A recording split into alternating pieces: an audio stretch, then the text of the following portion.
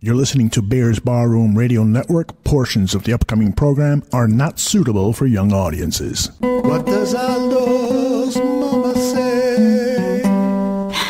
I wish football season will start so my son Aldo will stop being an asshole. That is what Aldo's mama said. Finally, tonight, it's David Kaplan of ESPN Radio, here at the Bears Barroom. He'll debate the tag team of draft Dr. Philatoshin and Shane, the smartest man in the barroom, Marsaw. The topic, Jordan Howard. Howard left side, to the 10, to the 5. Game over. The most popular radio broadcaster in Chicago says this about Howard. They have an exceptionally overrated running back. Play action from Barkley, second and goal. Howard was wide open. Howard's got to make the catch. He can't catch the football. Marsaw believes that's a narrow-minded view. Does Jordan Howard need to work on his catching? Yes, he does. But at the end of the day, he's a running back, and he's been a dominant running back. Otoshin agrees with Marsaw and says people who overlook Howard are being too finicky. This is the guy that movie critics hate, but audiences love. Think of Rocky. Kaplan versus Marsaw and Otoshin, and it begins now.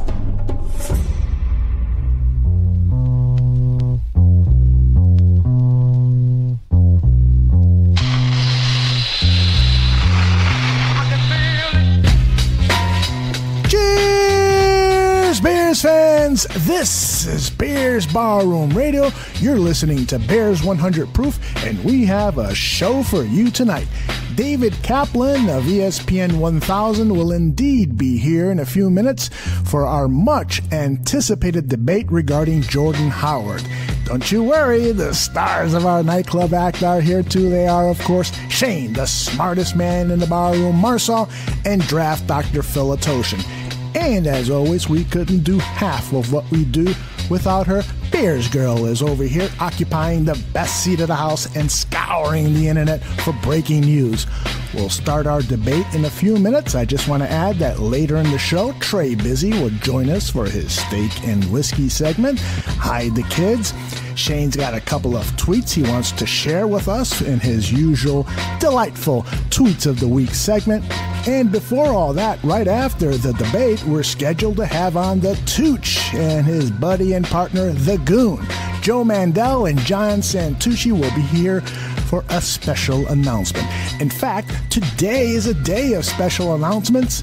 I'm going to ask Bears Girl to step up to the microphone and take it away. So, Barflies should remember me wearing a white Bears Barroom t-shirt in Guatemala on Christmas Day when I sent out greetings wishing everyone across our Barfly Nation a very Merry Christmas. Was that wet t-shirt that you were wearing? That what? No, it wasn't really wet. It was semi-wet. I was fully clothed underneath. I had a bathing suit, but okay. Nice try. The good news is, after months of Barflies begging where they could get one, they will be able to get their very own Bears Barroom t-shirt in the next couple of weeks. Wow. We will be opening up a Bears Barroom swag shop. We have run polls on our Twitter account, and people have let us know what they want, what kind of swag they want, what logos they want, and more importantly, what colors they want. And I gotta let you know, white was not a favorite. So there goes the idea of having Phil, Shane, and Aldo do a wet t-shirt contest for us. Thank God. Those people knew what was in store if they voted for white and wisely voted against it. Yeah, so we will be carrying t-shirts. We will be carrying hoodies. And yes, one of them will be a Buffon 55 hoodie. We'll be carrying both ladies and men's gear, as well as those famous, very limited edition Bears Barroom embroidered ball caps. Wow. And what the next steps for us is that we're actually going to start ordering some things ourselves here to make sure that the products we get back are of the quality that we insist upon, making sure that you can order in good faith and you're going to get high quality t-shirts, high quality hats, whatever it is you order. And as soon as we are happy with the quality, then boom, the store is open and away we go. The good news is we will be accepting orders online from Barflies in the US of A, Canada, and internationally. I think we got David Kaplan on the phone. Hello. The man himself has actually graced the bar room. Welcome, David Kaplan. Right here. You are on Bears 100 Proof here on the Bears Barroom Radio Network. My name is Aldo Gandia. I'm not sure if you remember me. I used to call in to the Cap and Haw show and win Lou Malnati pizza coupons from you all of the time. I did it under the pseudonym Aldo Barkeeper, NFC North Barroom. How are you, David? Yeah, Aldo Barkeeper. I remember you absolutely, 100%. You are a great guy for coming on to our show and engaging in a debate with two people. It's one man versus two. You versus Draft Dr. Philatelshin and Shane, the smartest man in the bar room, Marsaw. You said something on your radio show where you said Jordan Howard was not an elite running back, that you thought he was vastly overrated because he couldn't catch the ball.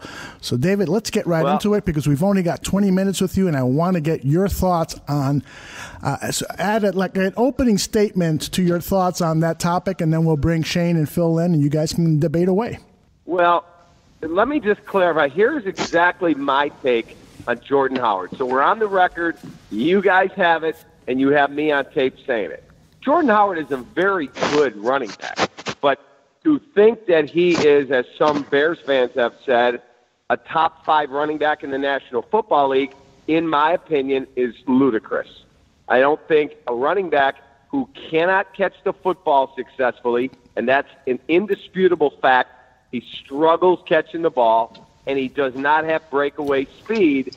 Those two components keep him from being any elite back. Is he a good back? Absolutely. Is he a guy that can carry the mail and be able to break tackles? And he's a good guy in your locker room, and he's a solid guy carrying the mail for you, 25 times in a game? Certainly. But if you cannot look at Le'Veon Bell and look at Ezekiel Elliott, look at some of these other guys that are the elite of the elite, and Saquon Barkley's going to join that list. Jordan Howard is not in that category. He may be in the next cut below. Maybe he's the 9th or 10th back in the league. But to think he's one of the top bell cow running backs in football, I just don't share that opinion. Hey, Cap, thanks for coming on with you. Belated Happy Father's Day. Thanks for the opportunity, and Happy Father's Day to you guys. Yeah, thanks. Hey, one thing that we always talk about on here with Jordan Howard, and I think he does get earmarked and gets killed with that. People always say that he's lacking the breakaway speed, and it is true. But, at the end of the day, Jordan Howard's got 15 20-yard runs in his career. He's got 5 40-yard runs in his career. Zeke Elliott has 19 20-yard runs. He's got 3 40-yard runs. Todd Gurley in one extra season has 21 20-yard runs, 6 40-yard runs. Like a guy like Leonard Fournette, a new guy on the scene, has 4. So he's right there in that mix. I totally agree with you when you say he doesn't have that mind-numbing speed where he's just going to pull away from everybody. But, I mean, if that's, he even talking about the receptions, I think you're selling him short when you're saying that he can't catch the ball, and that's an undisputed fact. 52 career receptions shows that he can. Does he need to work on that? Yeah, absolutely. But I think at the end of the day, he's a workhorse back that you can win with. And the elite and very good, I guess you're calling him very good. I don't think there's a huge difference there. But at the end of the day, the lack of breakaway speed, if he's busting off just as many explosive plays as the elite guys in the NFL. Yeah, and you make valid points. And again, when I say he's, a very good running back, certainly you don't put up the numbers he's put up without having some level of ability, to be a solid National Football League star. However, I'm going to read you some names. Would you take Jordan Howard over Le'Veon Bell? No. Well, contract-wise and right now, probably so, because I don't forget contract. Simply, there's two guys you can hand the football to, Le'Veon Bell or Jordan Howard. Who are you taking? I would take Le'Veon Bell. Okay, Ezekiel Elliott or Jordan Howard? Jordan Howard all day long. Yeah. I'm not worried. Yeah, I'm not worried about off-field. I'm not any of that stuff, and that stuff is all a factor. I mean, that's not just being a Bears fan like I am, but I mean, Kareem Hunt or Jordan Howard? Jordan Howard again. Oh my God. David Johnson or Jordan Howard? Saquon Barkley or Jordan Howard? Alvin Kamara or Can Jordan I come Howard? in now, Aldo? Because I want to tap in because we're tag teaming against you, Cap. I think Cap misses the ideals of the position as well as the situation that Jordan Howard has accumulated these yards with pathetic head coaching, with surrounding personnel, injuries across the offensive line, the worst play caller I've ever seen in Chicago, and that's saying a lot. The first ever in the 98-year history of the Bears running back to run back-to-back 1,000 yards. Are there some good backs in history? When you think of Walter Payton, do you wonder how many catches he had or how many yards he busted? How many people, how many first downs he gained? As Shane said, this kid is the second most explosive back per the stats. And I'm not a big stats guy, Cap. And I didn't even say hello to you, Cap, and happy Father's Day to you because you got me so fired up. But I'm so happy you came on and stepped up to this challenge because, Cap, he's the most underappreciated back in the NFL. And when you say can't do things and on tape they're done, that's where I have an issue with it. I think you're selling this football player short. In fact, his rookie year, Pro Bowl football player, he had 58% catch radius per he also Pro Football. dropped it his rookie year.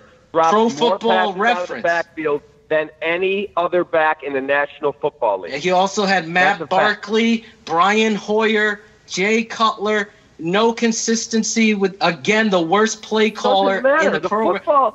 Yeah, it does matter. It does matter. No, let me finish. When the football leaves the quarterback's hands, he's either catching it or he's not. And all right, but we're talking about ball placement. You're talking about ball placement and situation. When were those drops? He had 6 drops last year, so 58% his rookie year was his drop ratio. He improved it. That his catch percentage was 58%. He improved it his second year. So he ascended with Mike Glennon and a rookie quarterback. And again, overlooking. Out of the 6 drops that he had, and Cap, I kid you not, as a coach myself, as well as Shane said, I'm a Bears guy. This isn't Bears meatball stuff. This is 3 of those passes were horrific. Horrific timing, horrific ball play. Like, you love Matt Forte. He dropped the ball. He didn't get first downs. He danced in the hole. This kid does no dancing. In fact, when you roll off these names, we haven't had a play caller like a Sean Payton in Chicago. Now you have an aggressive offensive mind. Let's appreciate what he's had to overcome. In fact, he never speaks. And as you said, I agree with you. Great kid. Carries the heart of his father with him. Every shirt, and, he wears that shirt for his dad. No question. He came out there and finally criticized Dowell Loggins and John Fox during Super Bowl week. Because how frustrated do you think he is, Cap, for people in the media to not really appreciate that the defense, Clay Matthews, all right, it's going to be a power play here. We know, and he's calling out, they're still running it because we can't check at the line with Trubisky or Mike Glennon doesn't know the play or can't throw. So everybody and their brother knows who's the best player on the Bears. Jordan Howard. Who do we got to stop? Jordan Howard. And he still did it. And to me, that's the line of elite. That is the line of elite, sir. And that's why I take so much in my body as a former running back myself to recognize this man is doing it despite everybody in a team game. All right, Cap, jump on. Well, first of all, when I say he's not elite, I'm still telling you he might be the 8th, 9th, 10th back in the National Football League. So I'm not telling you that the guy's awful or that the guy shouldn't be on the roster. I've already told you multiple times he's a good football player. But if you guys think he's a top 3 running back and that you're not going to take Ezekiel Elliott, David Johnson, Kareem Hunt, Saquon Barkley, Alvin Kamara ahead of him, then I just think you're blinded by your fandom. And I'm a Bears fan. I want them to win. I'm the guy in January that said this team's going to win 9 football games, and everyone laughed. And I think they are on the right track. But agree with you. Not one of the top 5 backs in the National Football League. Agree with you about the Bears. Disagree about that. Saquon Barkley hasn't had a carry in the NFL. You're crowning him. You might as well give Quentin Nelson a Hall of Fame jacket too. For the way these people are talking about guys. Go ahead. I made you the general manager of a football team. You're the GM of pick whatever team it is, and there's 2 guys on the board, and you could draft Jordan Howard or Saquon Barkley. Who you taking? It's like an unfair question. I love Saquon Barkley. No, it's a very simple question. No, because I'm taking into consideration. You a draft pick. Okay. I heard the question, but I'm giving you. Based on what I know in the NFL, I'm taking Jordan Howard because I know that's not how you answer the question. You are in the draft room. I made you a GM, and you could take one of the 2 guys for your franchise going forward today. Saquon Barkley or Jordan Howard. Please tell me who you take. I'm taking Jordan Howard based on what I know. That's all I know. Then you're not insane. I'm listening to guys who are Hall of Fame executives like Bill Polian who are telling me Saquon Barkley is the best running back prospect in 25 years. I'm right there. I'm on the record of saying the same thing.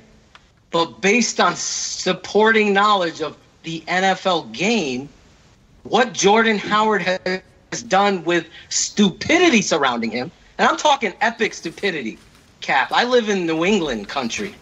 I know what coaching is, and what you had in Chicago for years now is, I don't know, a guy clamming in the ocean right now could coach better than what you had there offensively. So I'm not disagreeing with anything you're saying there, but you can't possibly tell me that you would take Jordan Howard over Saquon Barkley. There's no human being alive that evaluates football that would agree with that decision. Let me jump in here. Let me say one more thing, Aldo. Quickly, Phil. In a world of fantasy football, Cap, you're looking at that from the big numbers and everything. In my world, and what the Bears have failed to do, and you are one of the top guys out there in the Chicago media. So please do me this favor. Situational football has been skipped and missed 150,000 times on Soldier Field and every game they've played. No question. And that right there, alone, on that, porch that I'm going to stand on, that soapbox, I'm going to say this. In a situation where it's 4th and 1, and I need a first down, I'm taking Jordan Howard because of the heart, the vision, the incredible toughness and balance this football player has. People are selling this kid short. It's disgusting to me because as a coach and a coach's son, I see what he's having to overcome, the 8 and 9 in the box, and you're kidding me? He made that play, and it's not appreciated to the extent where someone like Michael Jordan, who was tremendous, can be. Unfortunately, we're living in a fantasy football world, and a guy that hasn't taken an NFL carry, and I agree with those guys. I love this football player, Barkley. But to say I'm going to take him based on a given of talent and passion like that, I'm sorry, Cal. I'm not a meatballer. I'm not a smoke blower.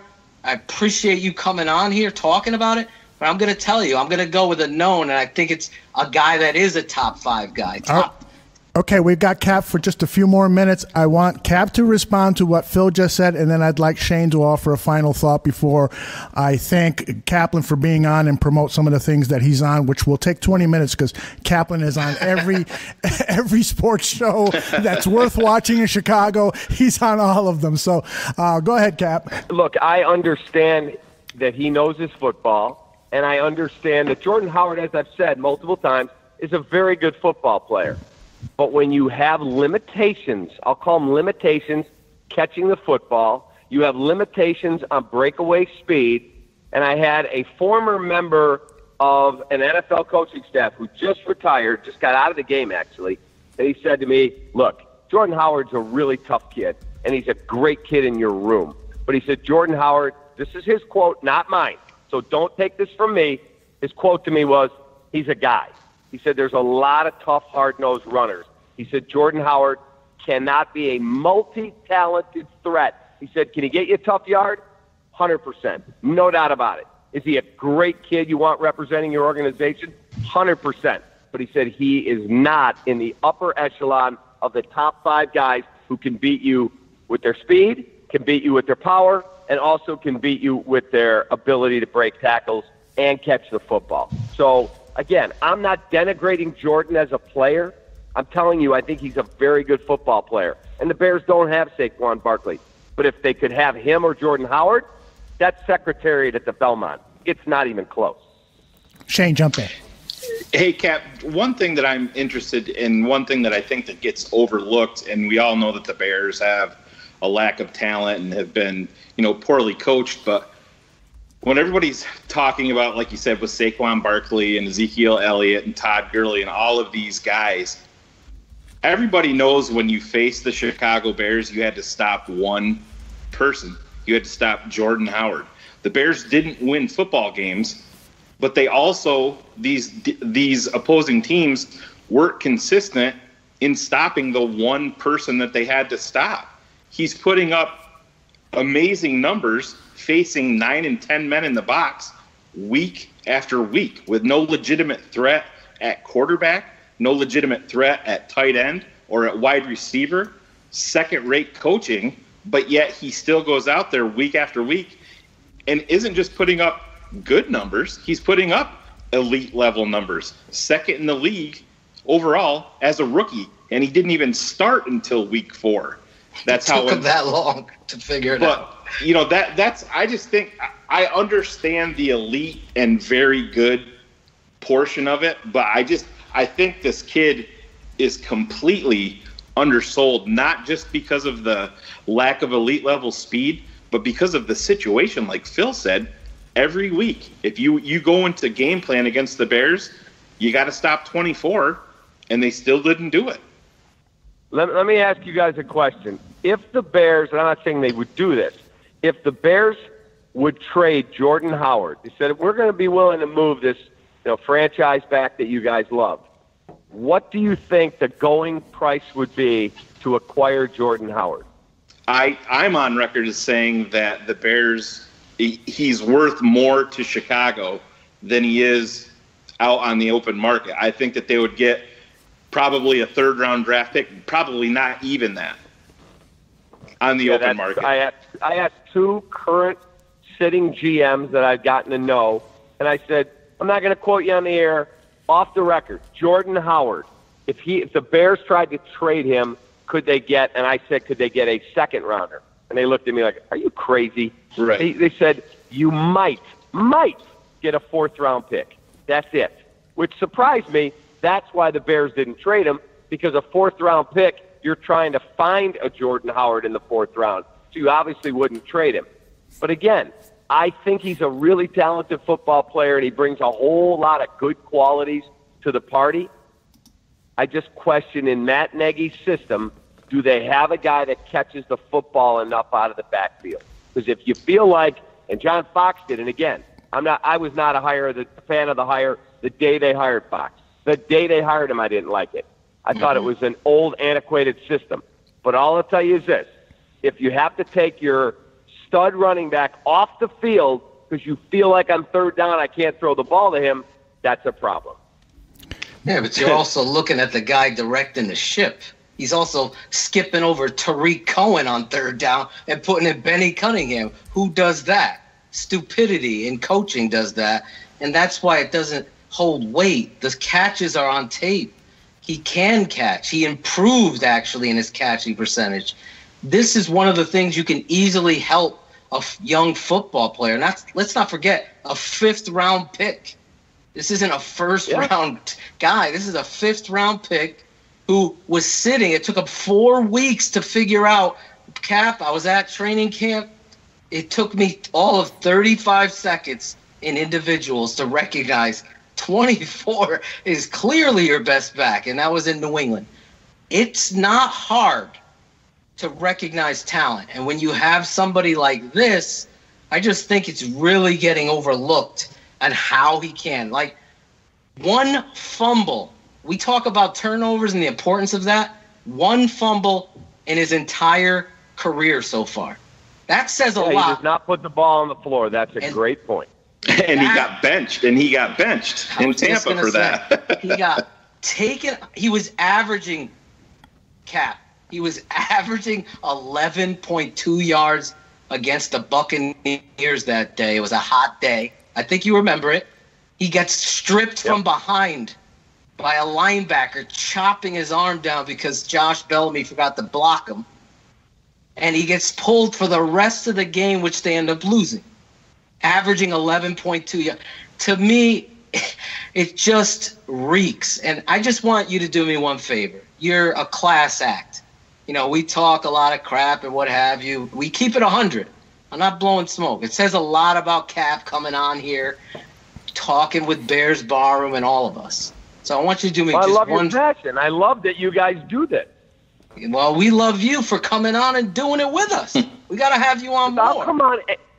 This is my cell. I will come on anytime you guys want me to come on because I want one thing. I want the Chicago Bears to win the NFC North, win the NFC, and go win the flippin' Super Bowl. I'm a Bears guy. I want them to win. And it's been driving me crazy that we have been this god-awful franchise for far too long. Cap, in your lifetime of covering the Bears, have you seen a 180 in culture, coaching, and just energy overall, as well as talent? I've never seen an offseason, and this isn't fandom. This is a guy like you. I'm tired of this bullshit. I'm tired of it. Agreed. So I've never seen an offseason that has turned around the personnel and turned around the coaching philosophy, which goes along with my one favor, aside from you coming on several more times. Got to keep you at your word. Let's see the Jordan Howard with an aggressive offensive mind, who instead of running counter on 3rd and 2 is going to solid block it and give the guy the football and let him get the first down and continue yards. And guess what? When you're at your own 47-yard line and it's 4th and inches, this coach is actually going to go for it to continue drives. Let's see who Jordan Howard is with Matt Nagy. Can you do me that? 100%. If this season Jordan Howard shows me, hey man, that guy's a multi-dimensional back that can catch the ball on 3rd down.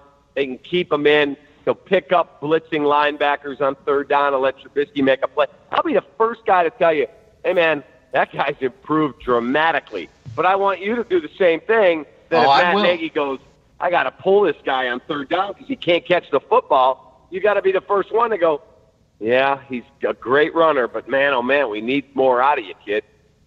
I give you my word. You know I'm active on Twitter. Hopefully you'll follow us back and we'll communicate. I will go out there and say, Cap was right. We'll have you on. I keep my word. I know this kid.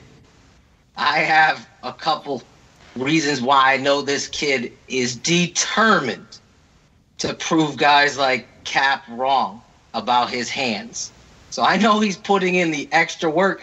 And Cap, I got to tell you, a competitive backfield, guys that feel the pressure and really want to succeed, that's great for the Bears, man. Cap? Well, you guys have my number. You call me anytime you want. I'll talk Bears football with you any night. Cap, you are the man. I want to tell our audiences that you are the host of Sports Talk Live here in Chicago. You are the pre- and post-show host at NBC Sports Chicago for all Cubs broadcasts. You're the host of Cap and Company on ESPN 1000 from 9 a.m. to 12 p.m. It's the top-rated sports talk show in Chicago, Monday through Friday. You're all over the place. And our show today, Cap, is dedicated to a couple of special announcements that we have here. And you actually have had a special announcement this week regarding Eddie O. Why don't you tell our listeners what's happening with Eddie O and your radio show? Yeah, Eddie Olczyk has signed a deal. He will be my co-host on my radio show 2 days a week. So I'm really blessed. I get to have, Eddie 2 days a week. I've got Pat Boyle and Jordan Cornette the rest of the week. So we have a lot of fun over there at ESPN 1000. Got Waddle and Sylvie in the afternoon, and Carmen and Yurko noon to 2. So it's a lot of fun. It's a great environment. We talk a whole lot of Bears football. So, again, you guys know how to reach me. I would love to come back on, and we'll talk Bears. It doesn't even have to be about Jordan Howard. We'll talk about the new vibe, because I've been in Ryan Pace's corner for a long, long time. People never were honest about the awful situation that he took over when he came here. I think he was forced to hire John Fox, or at least it was suggested strongly, hire the veteran older guy that's been around. I didn't like the hire the day they made it. The roster was awful, and now that roster finally looks like it's turned the corner and has some real talent there. And I'm not telling you they're winning the Super Bowl in 2018, but I am telling you that team is on the right track and that thing's turned around. Cap, I know you're having dinner with your son tonight, so we're going to let you go. I really appreciate you. Thank you. Bye-bye. You got it. I enjoyed it, boys. Anytime. We're going to keep you to that, sir. Of course we will. You got it. Have a great night. All right. Thanks, care. Cap. See ya. Wow. Bears Girl, I am so sorry I didn't get you on after you worked so diligently at arranging this with David Kaplan. I didn't get you on to say hi. We were so pressed for time. I was just so nervous to get him out on time, and you made me promise to get him out at 7:45, and we got him out at 7:43, a little earlier. So, Bears Girl, what'd you think of the interview? I thought it was great. I honestly was not sure if he was going to actually come on. I checked in with him a couple of times in the DMs to make sure he was still on, and true to his word, he came. He gave us 25 minutes of his time on his way to meet his son, and I thought he did a great job. I thought you guys kept him on his toes for a bit, and he didn't back down. So he's going to be back in July. We'll let him know when we're recording 100 Proof in July and have him back. Welcome to the Phil and Kaplan show. I 2 bottles of water over here. Poor Shaney. I'm texting Phil. I'm like, Phil, let him talk, man. Yo, I'm not. Barflies would be fucking pissed if Coach Atoshin didn't show up to the fucking stage. Hey, no, it was. I thought you were gonna fucking. You're selling me for a job in morning show with him, Shane. I thought you were going there, buddy. No, Shane was not going there. I knew that. Can you imagine? Thanks, PG. Good agent you are. Fuck out of here. Jesus Christ. Can you imagine Barroom, Phil Atoshin, and David Kaplan in your afternoon drive? Do you think that would get some fiery? Call Aldo, the fucking barkeep, calling in. Fucking Danny Parkins wants to talk baseball. Cap just put that. He spiked on Danny. Let's talk about the Bulls' second-round draft pick. Hey, guys, I want to say that both of you guys did an outstanding job. And Kaplan made some good points, too. But there was a lot in his argument that I found fault with. And I got a couple of notes here. First of all, when he asked the question, Saquon Barkley or Jordan Howard, that doesn't really have anything to do with the argument. That has nothing at all to do. If you say Saquon Barkley, it doesn't mean that you think Jordan Howard isn't an elite back. It doesn't mean that at all. So, it's a specious approach to take to when he's asking us to make that choice. So that was the first thing that I noticed in his defense. Now, I totally get the fact that there are half a dozen backs that I would rather have on my team than Jordan Howard because of their versatility, because I would prefer to run an offense where I have a back who can do it all. That's fine. But if I have Jordan Howard on my team, Jordan Howard is a Super Bowl player. He can carry an offense to the Super Bowl. You can have a game manager at quarterback and decent wide receivers, and Jordan Howard can get you to the Super Bowl. And, of course, a top 5, top 10 defense. So, that argument about, Barkley or the kid from Pittsburgh over Jordan Howard, that doesn't wash with me. Yeah, no, I agree. It doesn't at all, Aldo, and I'm glad you brought that up about him being, name me, here, I'll ask you guys, and this is something that I did want to ask Cap, but we didn't have enough time, is name me the last elite running back that led his team to the Super Bowl. I'll sit here and wait. Emmitt Smith. Well, yeah, exactly. I mean, I guess you could put Seattle's back up there.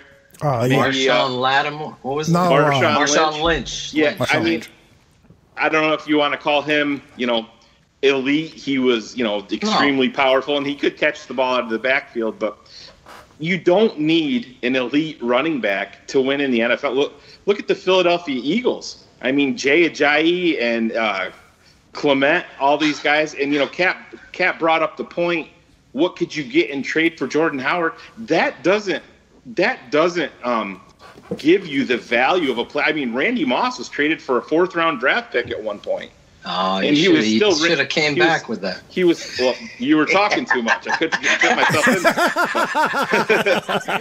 there. Well, he was asking me, to be fair. Yeah, but, that's the thing. It's not giving the true value of a player.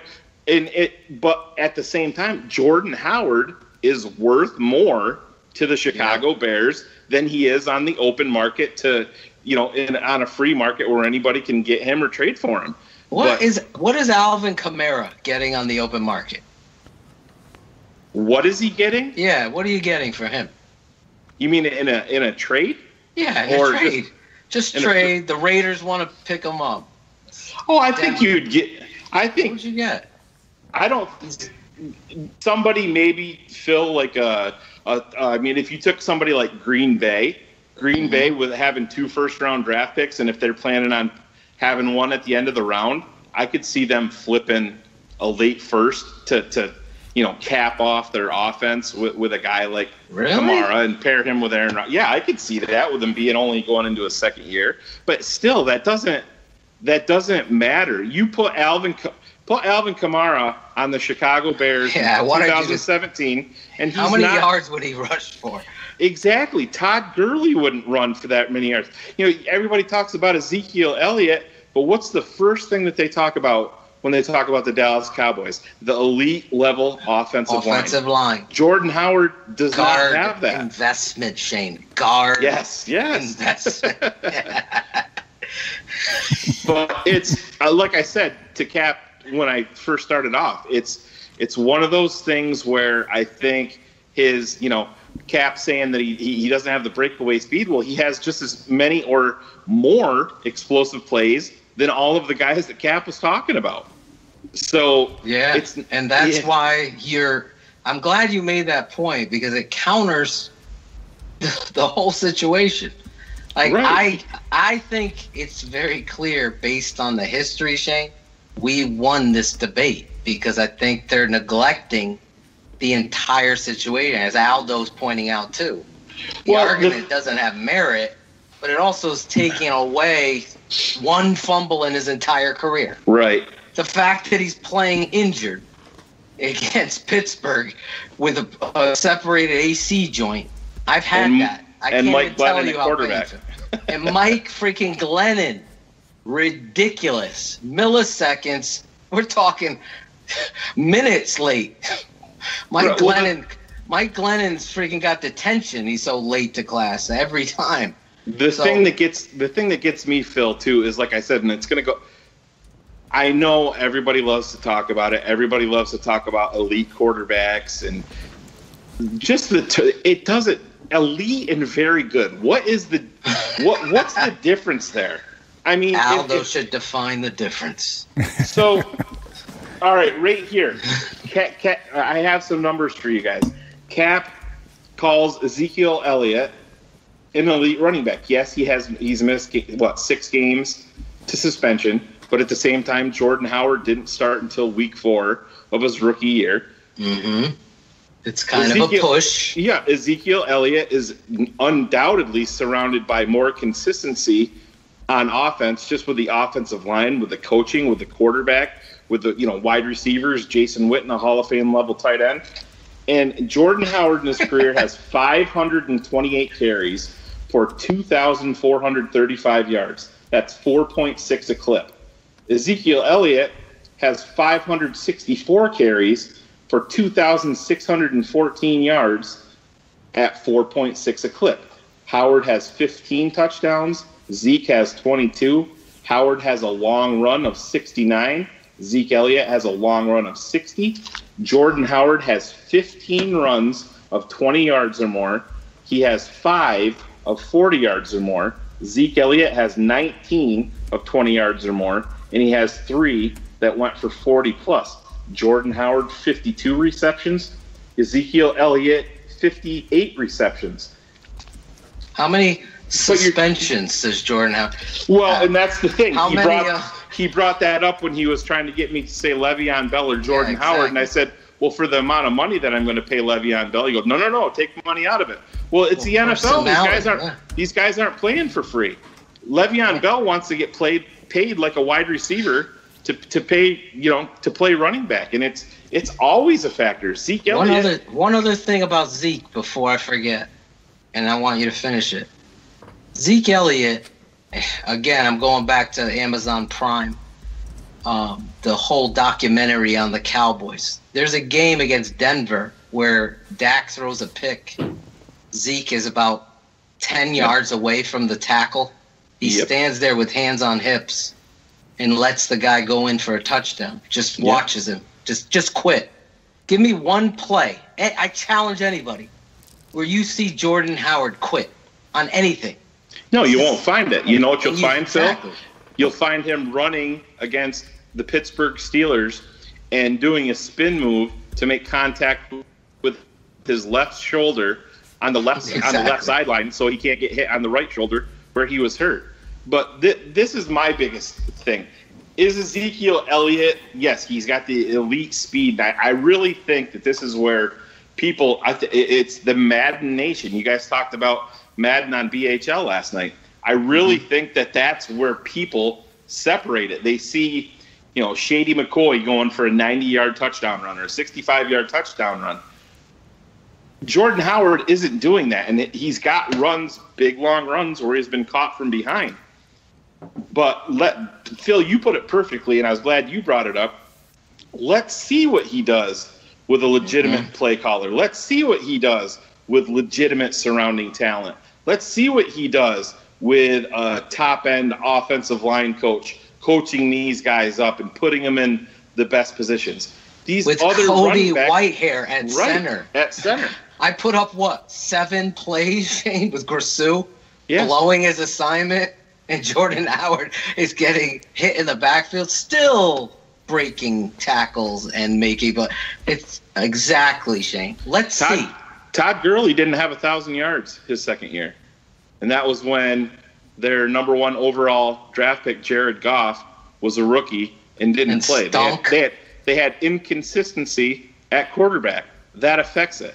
Jordan Howard, like you said, Phil, Brian Hoyer, Jay Cutler, Matt Barkley, and then we're talking about Matt Balsley. Yeah, Jesus. But the thing about it is, at the end of the day, guys, and Aldo, I think you'll agree here too, the debate versus very good or elite, none of that matters. It doesn't matter. Jay Ajayi is a good running back. He won a fucking Super Bowl with Philly, and he put up numbers. Corey Clement put up numbers in the Super Bowl. Is he an elite running back? No, he's not. But he came through when it counted, and we can win a Super Bowl with a guy like Jordan Howard. And it doesn't. The elite label doesn't matter. I know fans like to get caught up in it, and it makes for great banter like we had on here tonight. But at the end of the day, none of that matters. But I think Aldo matters, because Aldo said something that we should highlight. He's a Super Bowl player. And I think you look at to your point, to piggyback off of Shane, look at New England. Who's their running backs? They win. They win despite the talent there. I think Jordan Howard's the running back that you win because of. And that is why I said let's wait with a competent quarterback coming in a competent offense and see what kind of numbers this kid could put up and how quickly the fucking hype train is going to be and the bandwagon is going to be full, because this talent on tape based on stupidity, mediocrity, and every other shitty itty. Not you, Diddy. But I know you want it, Quinn. No.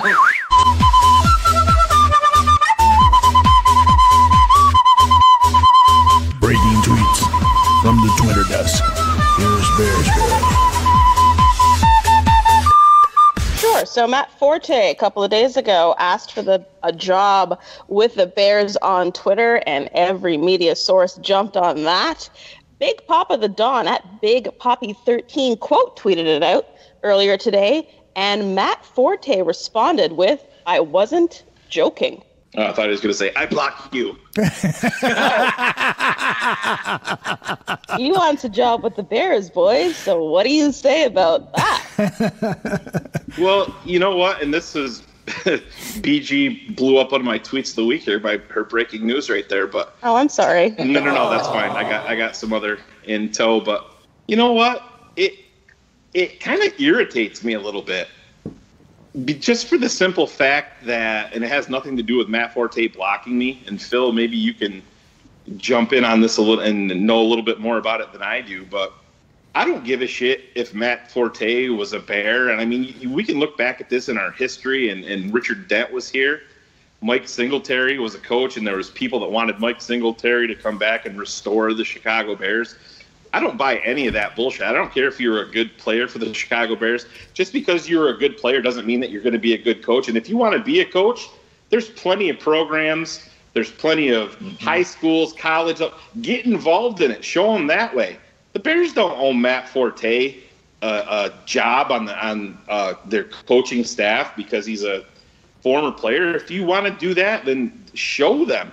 Go out there like a guy like former Bear Chris Harris, who was cutting tape and has bounced around the league from team to team because he loves football and he's got the coaching bug. Go out there and do that.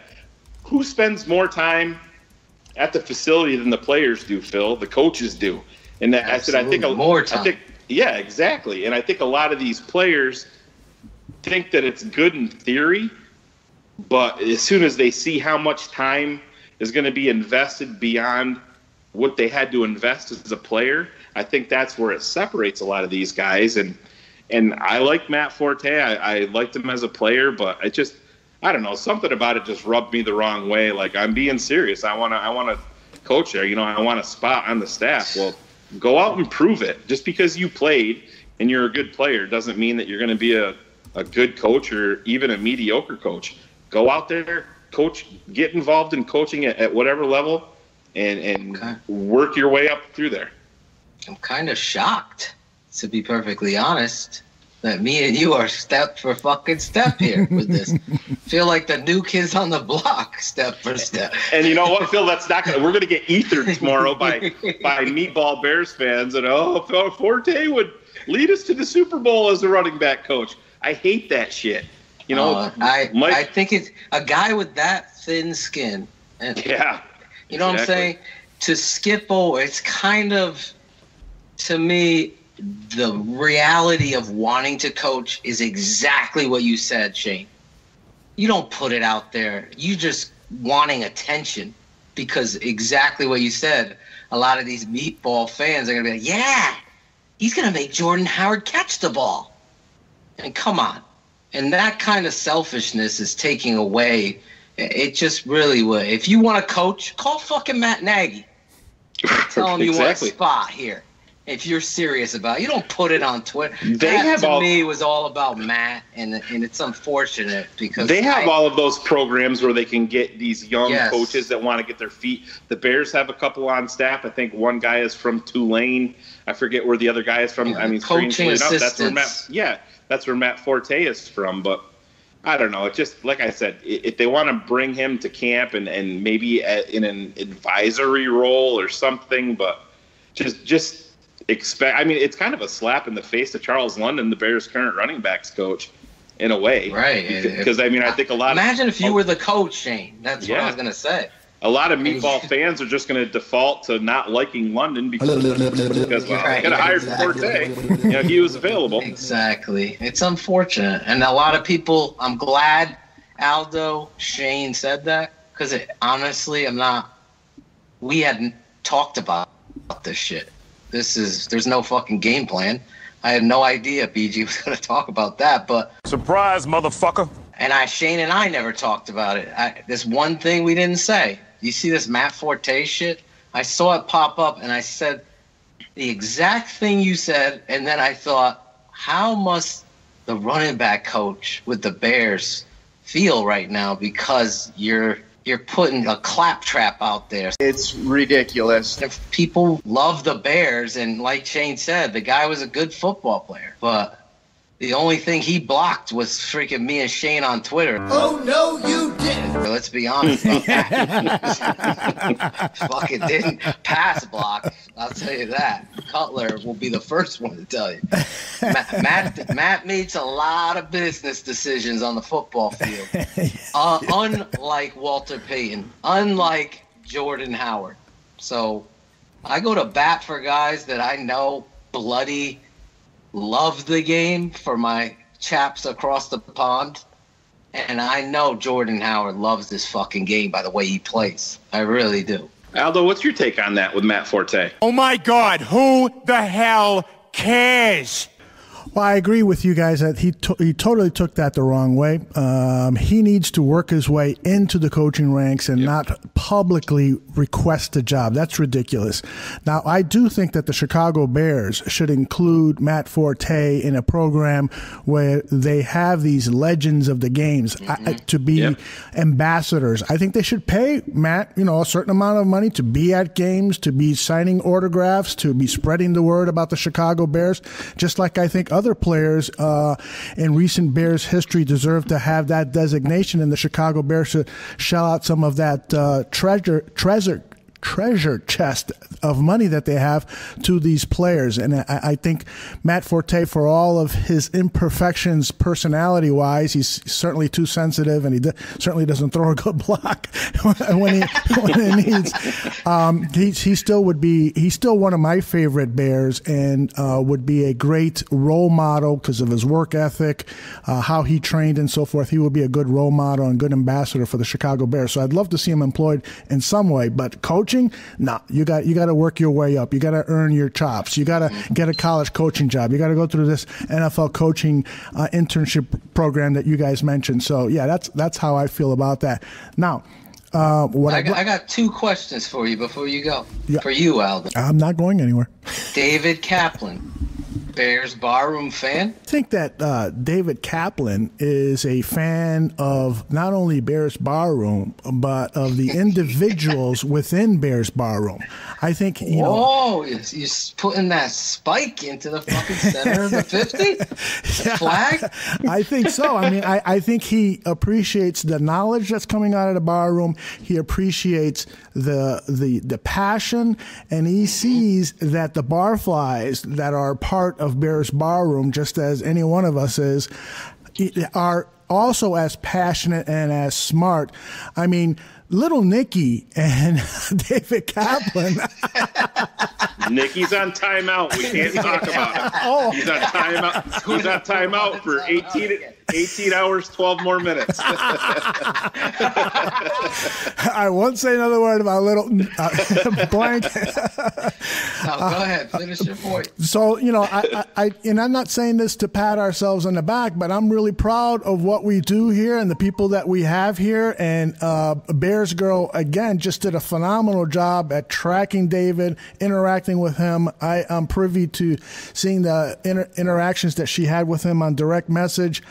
Booking guests for a show, we've been very fortunate, but booking certain guests, I should say, for a show is not an easy thing, especially when it's somebody like a David Kaplan who has 40 jobs and his time with Mike North pointed that out. Now who you think you're talking to? Yeah. When he was on the show. That's right. Mike North. That's right. Because nobody My boy, realized. Uncle Mikey. Clean up your mouth, all right? And what was your second question, Phil? God damn, I forgot it now. That's okay. Motherfuckers, I swear. I know what it was. What did you think it was? You wanted to know what it is I do to maintain my youthful good looks. Okay, what's next? Bears Girl, you know? Bears Girl, He is you a want sexy bitch, Bears fans. Bears Girl, do you want Especially to? when he's got that growthage on his chin. That's right. How about the throwback Thursday? I didn't even know that was fucking Aldo. Hey, I got a quick story. I went to the dermatologist today to get a look at some, blemishes that I have, and she said the first thing she said after she took a look at them, and she goes, "Yeah, those are the things that come with old age." And this doctor, she looked like a 25-year-old Playboy playmate. She was so young and attractive looking, and I'm like, yeah, well, help me find my dentures. I got this mark underneath my belt line. Yeah. No, it's lower. Oh my God, is this over yet? I've even shaved down. Aldo's like, I got this blemish, and he starts taking off all of his clothes. Like, oh, Jesus Christ. There's a couple beauty marks on my nether region. That's right. All right, fellas, I do want to try to get our guys, the Tooch and the Goon, on our show. The Goon, Joe Mandel. So I'm going to try to dial them up here on this new freaking Skype. By the way, is he related to Magoo? I hope not, because if so, we're going to be in for a boring half hour of radio. Come ti chiamo? Who's this? The Goon and the Tooch. I want to just say to the people over at Skype, thanks for fucking up my show tonight. Oh my God! This upgrade is just awful. I can't hear the sound effects. Can't see Bears Girl and her beauty. That would make a really great song. No. Ridiculous. All right, let me get John Santucci. I honestly think there's some option on the computer that says for something. Please leave your message for 77331 Let's see, leave a message. Hold on. 0. Did it beep? Hello, listen. I'm looking for the Goon. Could you give me an ointment for my blemishes? Listen, I was at the cardiologist today.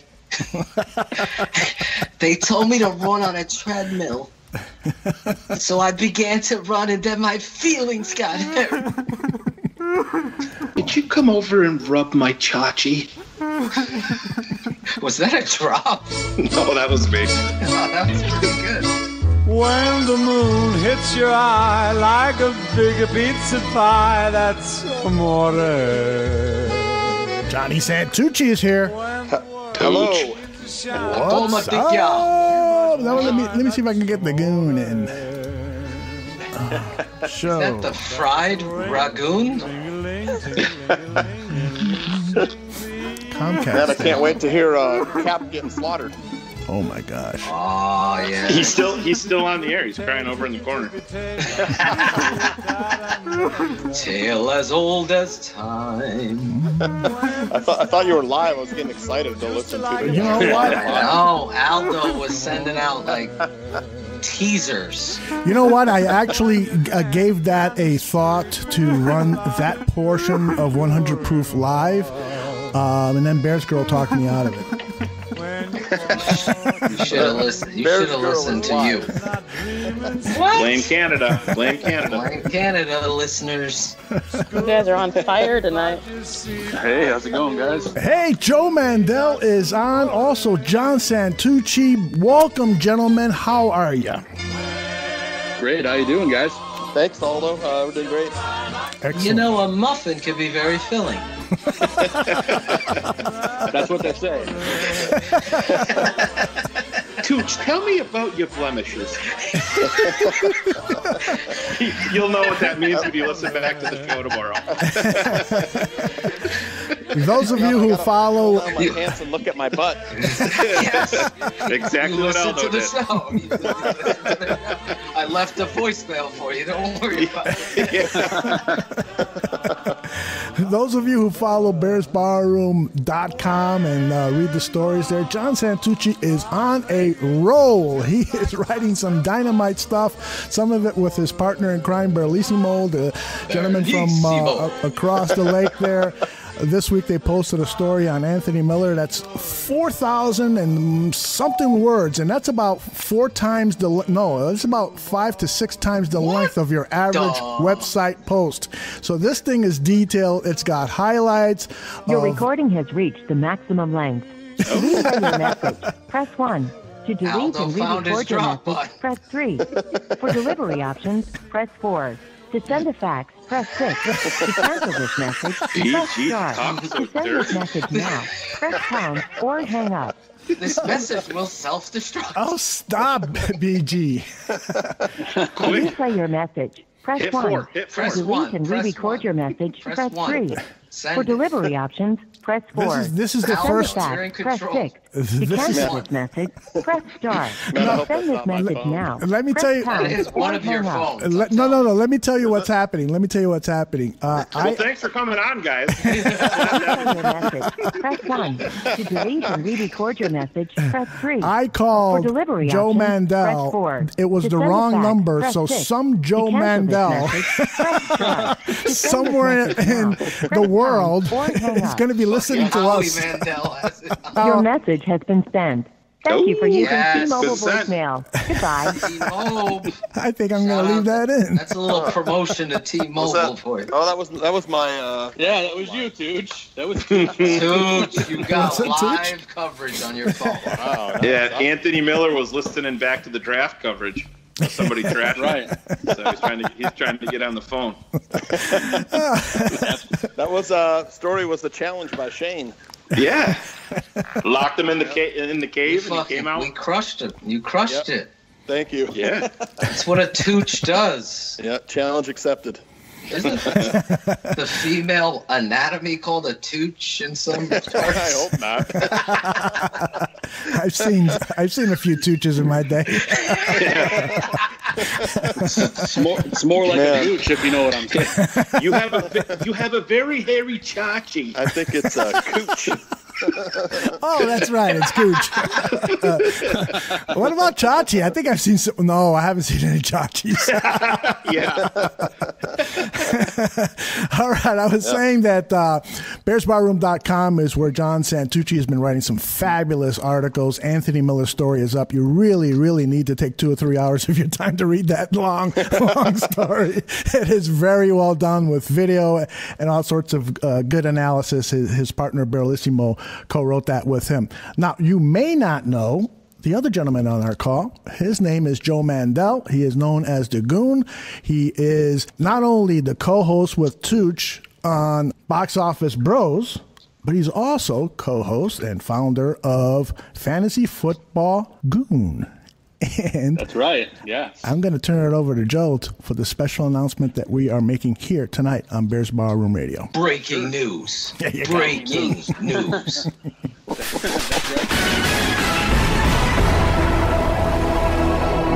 Bears Barroom breaking news. By the way, I'm Joe Mandel, the Goon, and Tooch is a co-host of mine who does the podcast with me.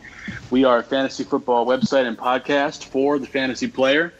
So really, about 4 years ago, I started Fantasy Football Goon, and I was sick of having analysts, wanting, reaching out to people on Twitter, no one answering my questions. And as a 13-time fantasy champion myself, I took it upon myself. I'm like, you know what? I'm going to start my own website and podcast where we're going to answer all questions we get all season long. So any questions you send us on Twitter, Facebook, send them anywhere, any way you can get them to us, we're going to answer them for you. So that's what we do. We're Fantasy Football Goon. And special announcement, we are going to be joining the Bears Barroom Radio Network, and great partnership here with all you guys. And we're really looking forward to being involved with everything you do and having some of you guys on our podcast as well. That is so appropriate, given that we're going to have a Bears Barroom Fantasy Football League, and we're going to well, I will win and beat you. Just get ready. Yeah, I knew that was coming. My teammate is keeping it 100. Strange that you're a 13-time winner. Phil's a 14-time winner. I thought you were going to be busy practicing all of your online gaming skills, Phil. Don't you have some people to beat over on PS4 and Xbox? That's the summer. That's the summer games. But fantasy football, I am only a 3-time winner. Or actually, I was a 4-time winner because I started way back when they had to get the USA Today after the game, like the Tuesday, to get the actual scores. We had this dude who was a barber. Yeah, I started playing. I literally introduced it to these group of guys. And that first year, this barber ran the scores. He's great with money. And he would have to get the USA Today every Tuesday. I'm like, Tuesday? We got to wait till Tuesday to find out who. And he'd do it by hand. That was at the earliest time. I think I had Rashaan Salam on my team or something. That's how long ago it was. And then I stopped playing. Yeah, it was. So I did win that first year. So it was 4 times I've won in fantasy. 13 times is impressive. Oh, shut the fuck up. Well, Shane doesn't like fantasy. I've asked him to play. We're forcing him to be on my team. Phil asked me to play and then never shut the fuck up so I could talk about the team. What about doing a pro football pick'em against the spread, Shane? We can do that. Yeah. Right. Oh, yeah. Nice. We can have a 4-way competition, although in Canada, it might be 5. I don't know. Don't know what the exchange rate is up there? No, I'm trying to figure that out still. Yep. In case anybody's making a trip to Vegas, they'll be using Tooch's picks for sure. There you go.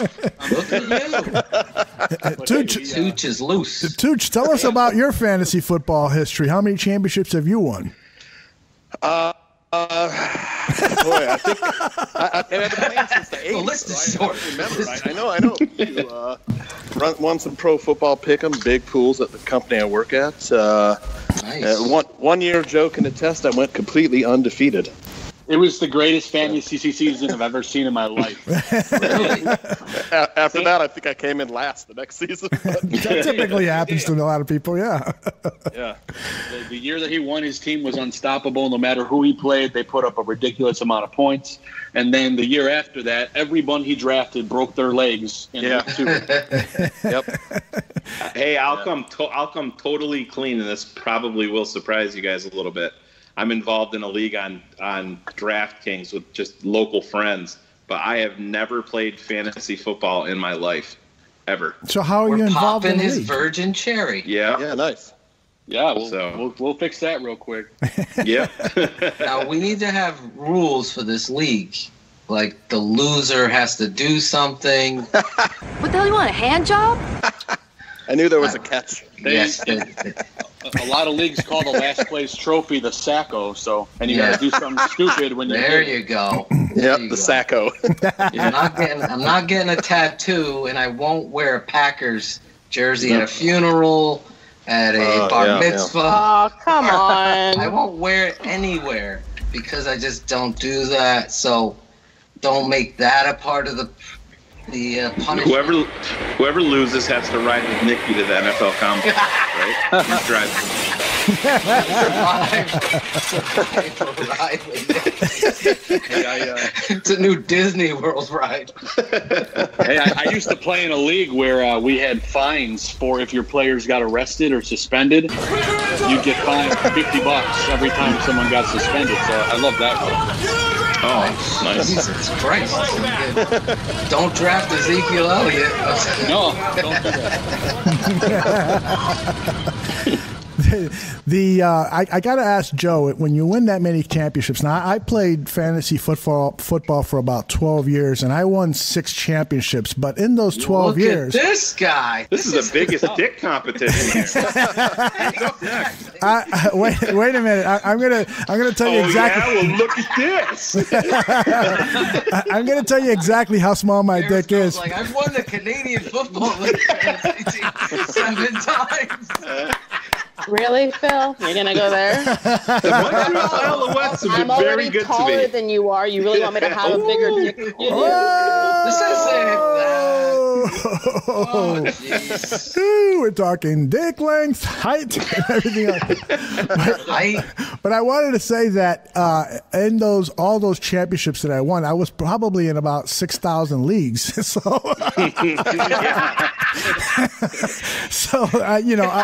my dick isn't as big as it's purported to be. Sure. Now, I want to ask Joe, when you win so many championships and almost every year that you've played, Joe, how much work are you putting into all of the research that's necessary to stay on top of things? Not only preparing for the draft, but also the waiver pickups, because that's a huge part of managing a football team, is finding out who's available. It's the biggest part of managing a fantasy football team, and really it becomes my life really during football season, because fantasy football, I live and breathe it. When I say it on the website, I'm not kidding. Fantasy football, I follow it constantly throughout the year. When I see a guy have a big game, I immediately look to waivers, like a no-name guy who's got a good opportunity and he comes available. I'm like, maybe I should stash this guy. Maybe I can put one of my hurt guys on, IR or whatever, and then bring this guy on my team and see what happens, and maybe flip him later on. Mm-hmm. So how long have you been single? Surprisingly not single, but well done. So no, listen to this. I just had a great idea. We can do the fantasy football thing and everybody do it individually, but I think we should do some cross promotion with these other Bears podcasts. Yeah. Where Bears Barroom 100 proof versus Ooh, I like the that Bears idea. Bros and the Windy City Elite friggin' Insiders or whatever they're called. Yeah. Windy, great idea. We could do that. Yes. That's a great idea. That is a great idea. That's why they call them the smartest man. You actually think they're going to take you up on that offer? They should. Well, when they see how big Aldo's dick is after all those titles, they're going to run the other way. I'm not doubting. I just don't think that they actually have the balls to do it, Phil. There's a difference. She's not doubting I have a small dick. They're going to be like, oh, fuck, the chick over there's got a dick, too.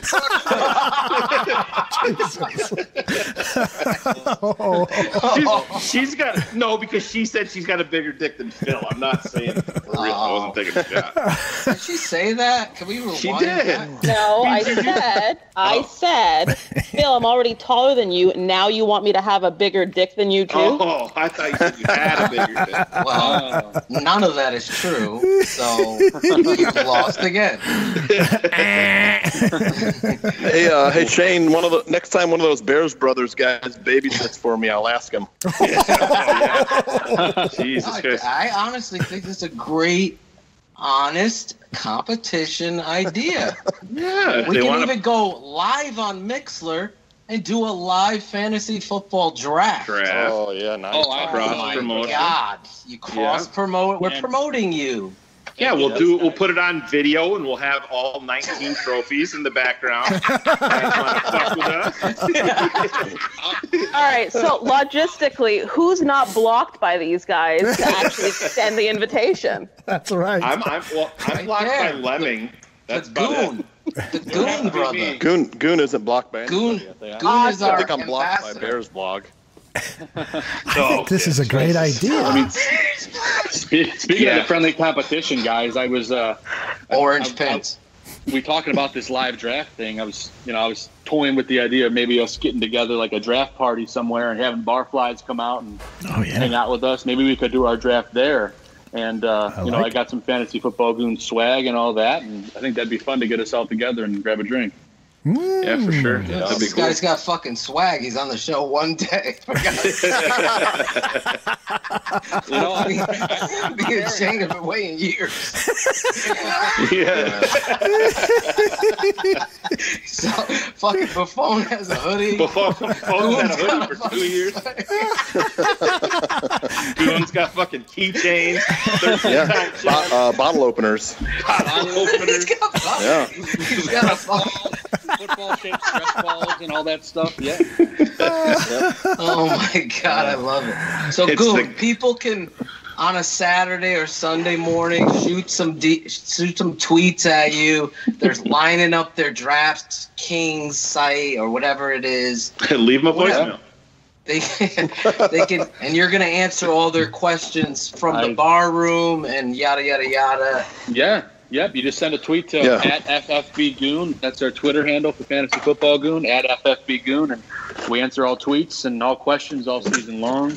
You can even send a tweet directly to me if you want, at Joe Mandel, or for Tooch, at Santucci John _John. So, we answer all questions. I don't know who's putting the... Someone's moving. Chris Armstrong joining the show tonight, everybody. Sounds like someone's sponsored by Frito-Lay.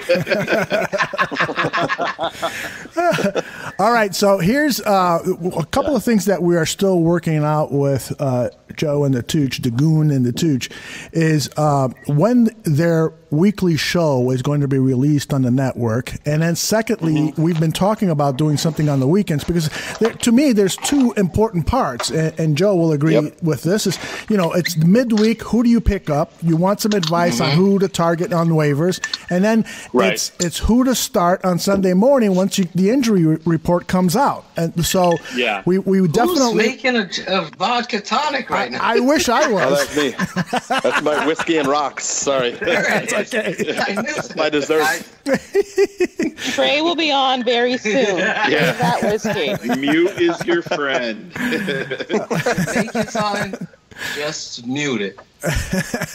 So we're talking about doing something on Sunday morning as well. More details on that later. But the big announcement is that Fantasy Football Goon is going to be on the network and available to all of our listeners, as well as through the usual delivery system that John and Joe have set up. Now, another bit of great news that we have is they have a sensational show that I've been listening to since it came out. Box Office Bros, and our very own Bears Girl was a guest on it. And I know that Draft Dr. Phil is going to be a guest in the near future. But we're also including Box Office Bros on our network feed because I love the movies. I was just on Mike North's show talking about the classic movies, and I'd love to have a movie talk show on the network available for people. How many times are we on the car and we're looking through our podcast? We've already heard Bears 100 Proof 13 times, and we just need something entertaining to listen to. Box Office Bros is that show. They review the top movies out. And Bears Girl, tell us about your experience reviewing Ocean's 8. First, I got to ask you where you're driving to that you can listen to a 3-hour podcast 13 times. You fucking coming to Canada or something? Bobby Phelan keeps driving cross country. I'm almost at your house, Bears I got Girl. a lot of followers that fucking listen to it triple times. Yeah, that's true. That's true. Triple times, sure. 13. Stephanie Wow. 13. Devin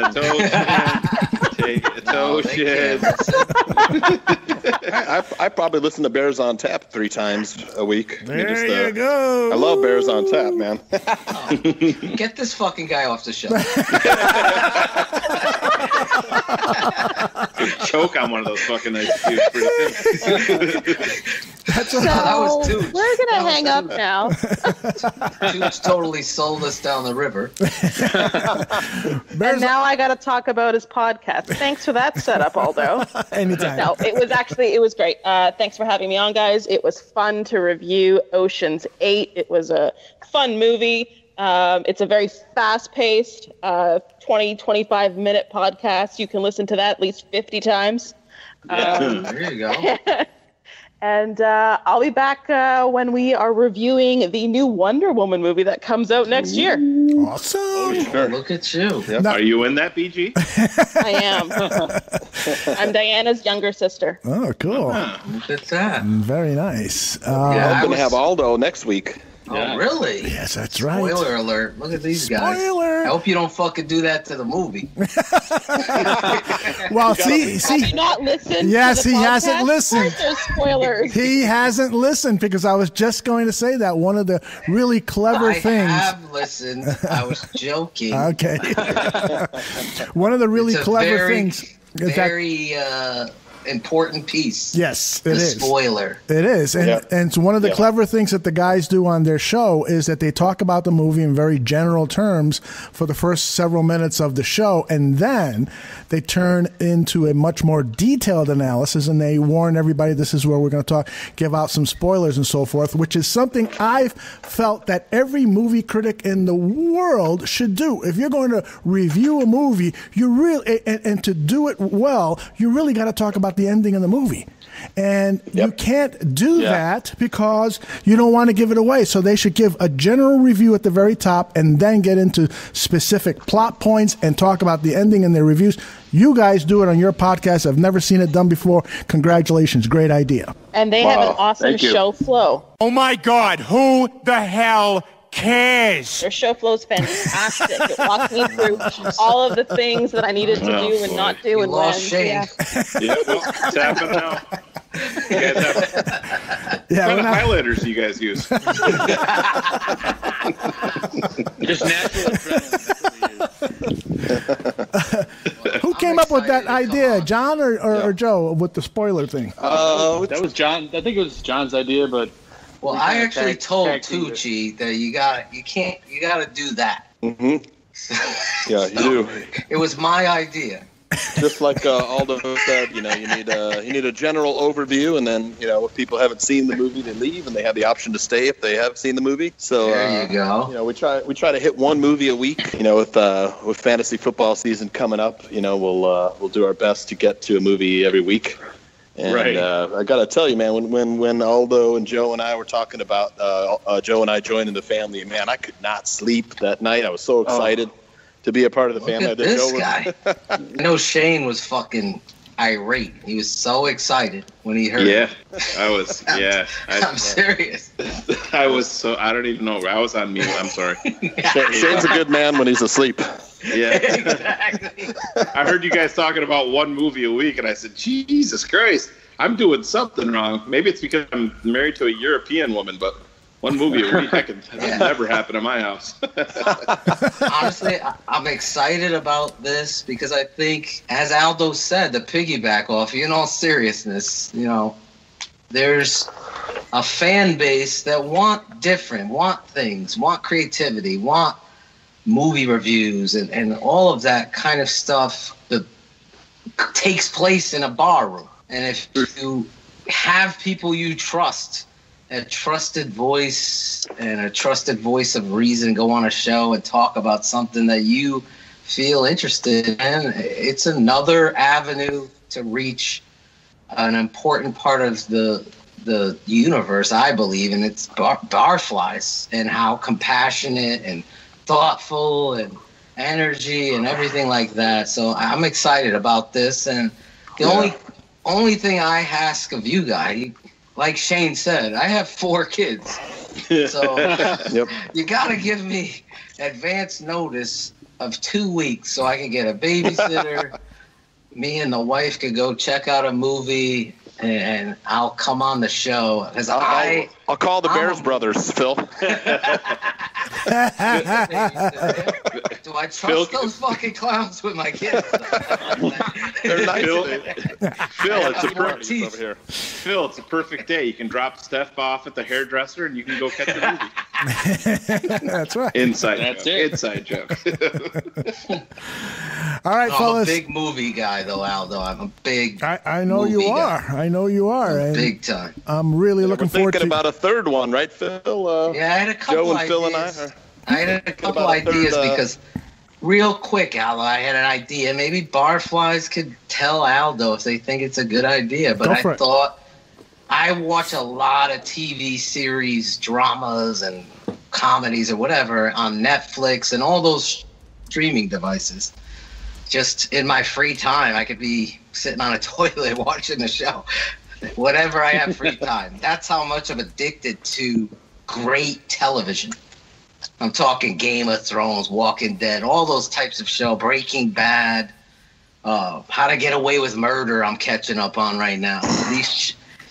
To give a little overview of these shows and their completion for a fan of Netflix or streaming shows, I have a show devoted to a series, whether it was good or bad. Is it worth your time? Is it not? If you trust me, I keep it 100. I'll tell you whether you want to invest that time. It's almost like gotten to the point where if I'm watching a show and I really like it, my wife likes it, if I go further in the show because she falls asleep, it's almost like I'm cheating on her because she's pissed because I went further in the show. That's how good television has become.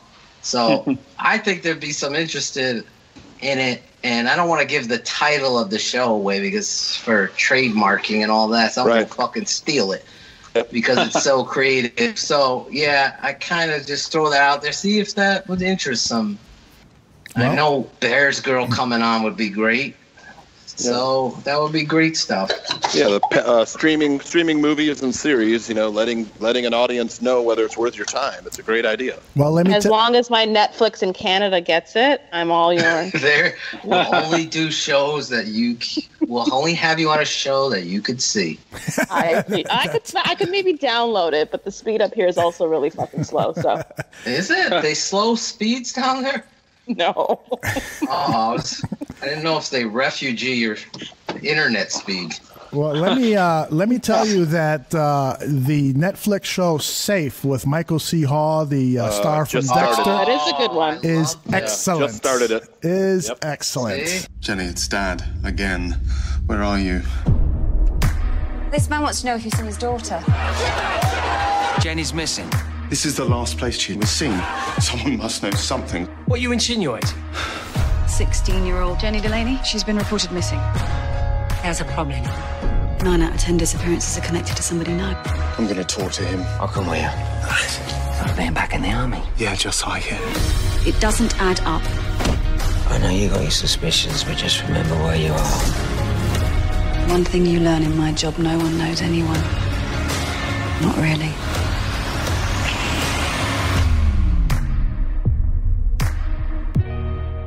This is exactly what I'm talking about. I fucking love that show.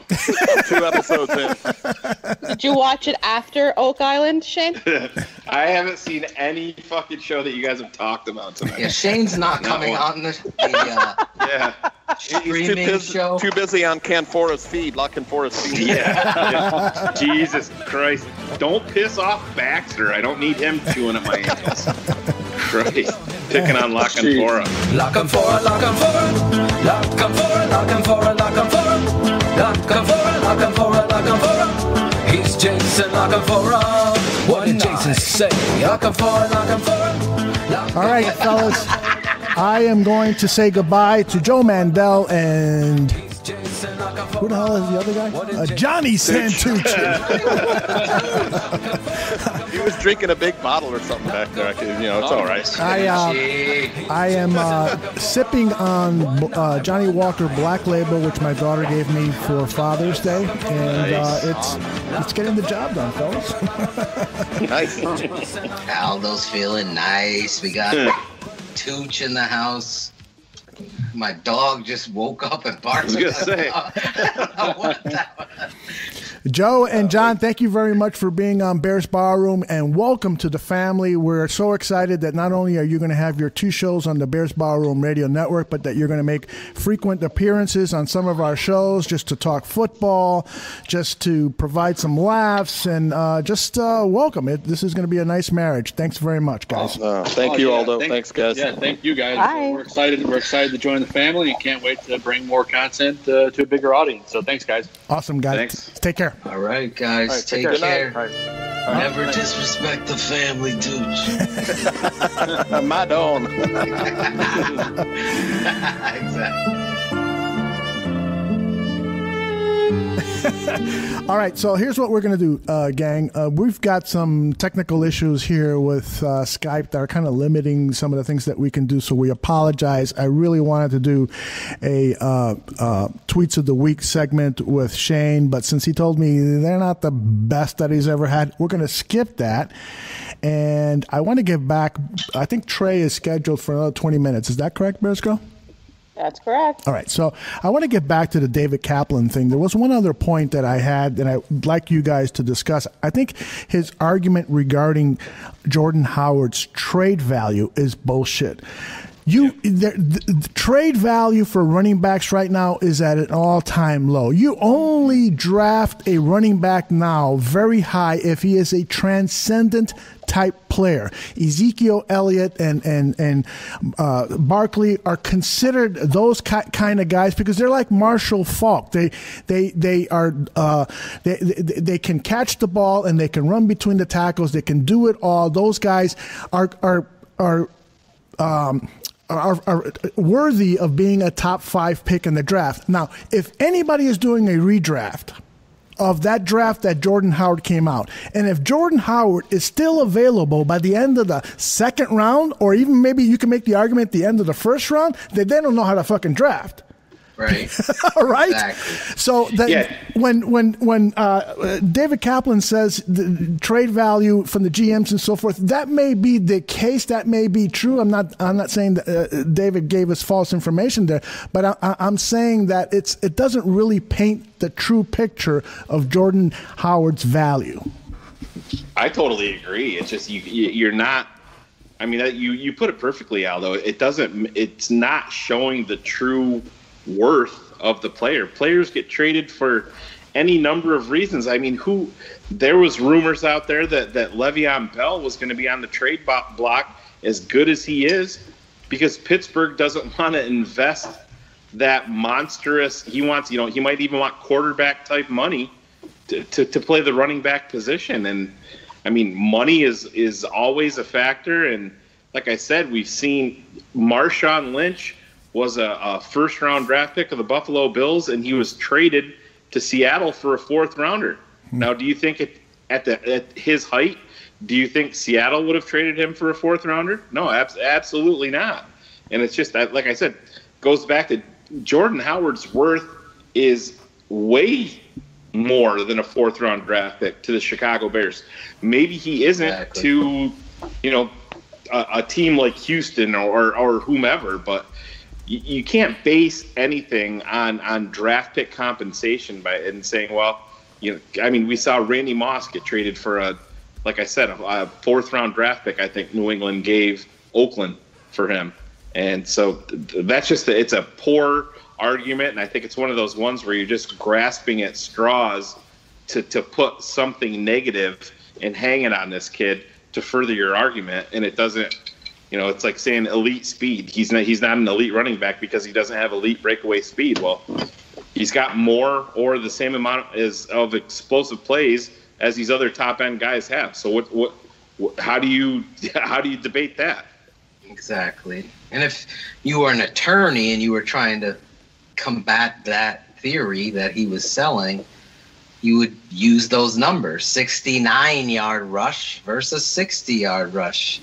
Then you would incorporate all the points that we made stand for what is elite. And to your point, he could be talking to Bill Polian because of ESPN and that connection. Okay, for Bill Polian's opinion might be that he's just a guy, but like 8 other GMs might say he's tremendous and we would like to build our team around him. So if I'm looking at the Bears, honestly, and I respect everybody on this show. So if you were to say who's the best player on the Bears right now, if Jordan Howard's not 1, he's 2. I mean, is everybody in agreement with that? Oh, absolutely. Phil, let me ask you this. Ezekiel Elliott has 564 career carries. Give those 564 carries to Jordan Howard behind Dallas's offensive line. Exactly. Here's one point that a former NFL coach said to me. He's like, imagine Jordan Howard in Detroit. Imagine what he would do in Detroit. Yeah. And what his name would be talked about as elite. So everything, Aldo, that you're talking about, and David, I said the truth. I respect dudes that step up in the pocket, they stand in there, and we're having a debate. But I know what I know about this great game of football.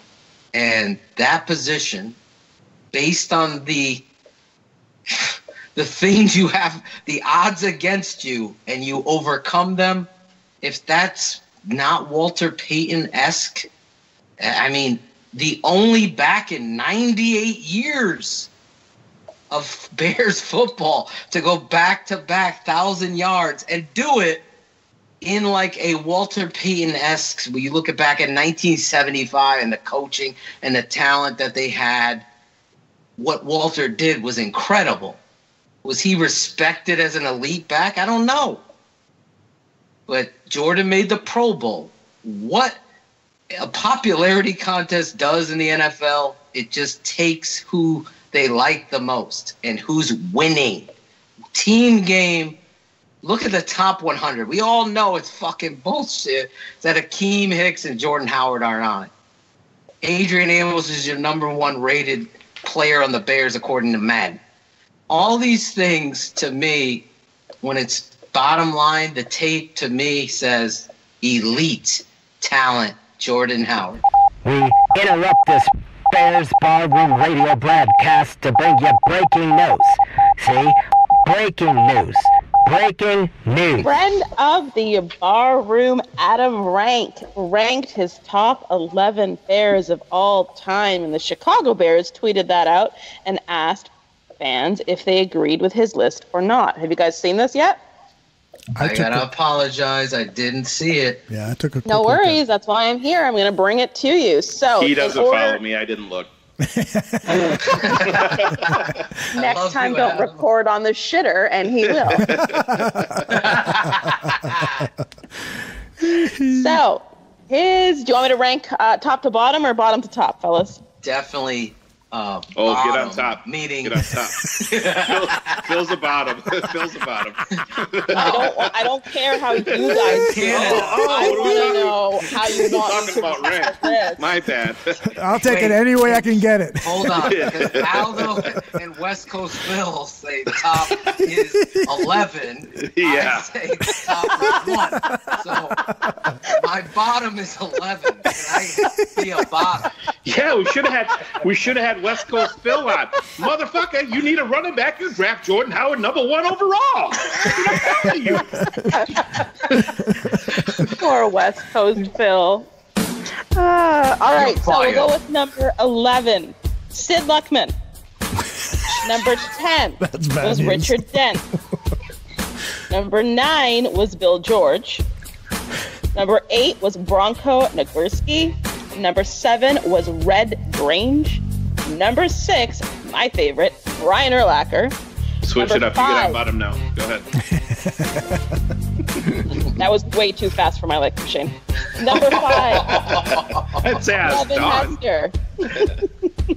Number 4, Mike Singletary. What? Devin Hester. Okay. Number 4 was Mike Singletary. Number 3 is Dick Butkus. Number 2 is Gale Sayers. And number 1 goes to Walter Payton. So he had Hester ahead of Urlacher? Yes. Hester ahead of Urlacher. Oof. I mean, I love Devin Hester, but I can't make that leap. No way. You know, I there's just one thing wrong with the premise of Rank's list.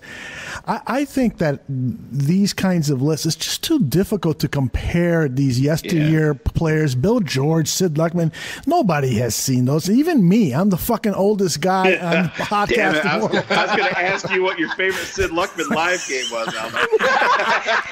I know you were. That's why I beat you to it. Weren't you like 12? I'd rather see a list that, is like from this century. That's the last 17 years. That would be better, because I think most of us have either seen those players or know enough of those players to offer a good opinion. Bronco Nagurski, hey, when I was 10 years old, I was reading about the guy. I never saw him play. I was reading about the guy. He sounded like a sensational guy, but stop it, Bears go. But who the hell knows if he could have competed with these guys? And there's the film on him. There's nothing. There's nothing. Right. So for even Adam Rank, microfiche, isn't there? Excuse me? What was that, Bears go? Microfiche. It could be. That's something they still use in Canada. We've got YouTube down here.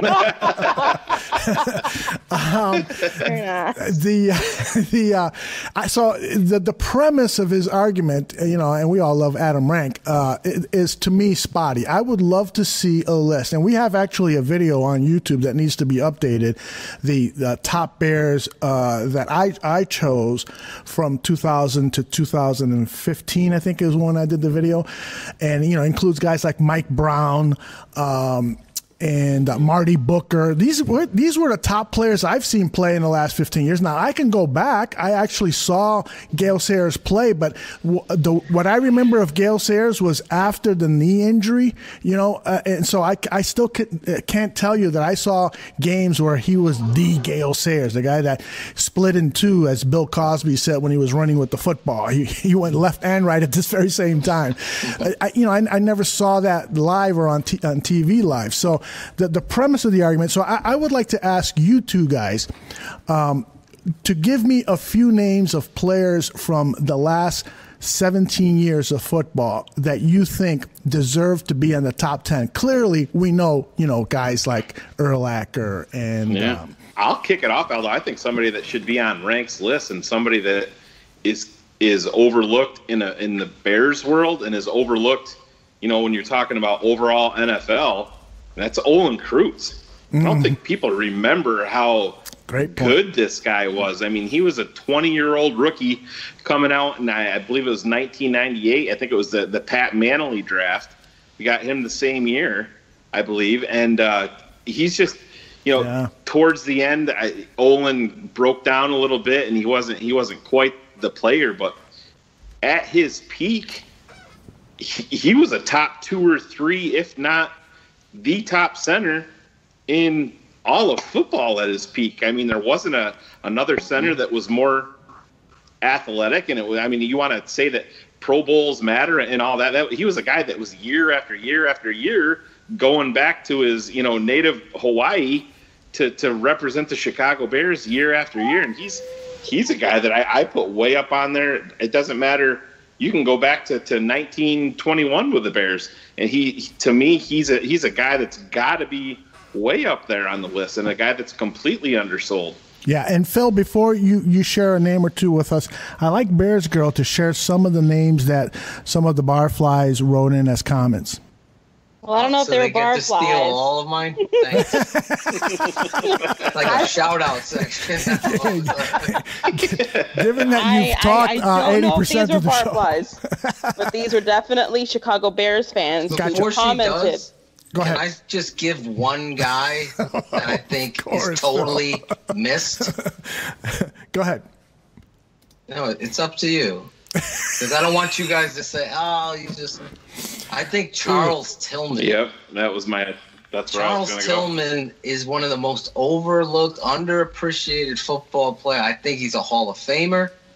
I think he revolutionized what you do to create turnovers in an ever-changing offensive league. He just was tremendous, not only in stripping the ball and being known for that, but his ability to read, react, and come up and be physical with running backs and tight ends.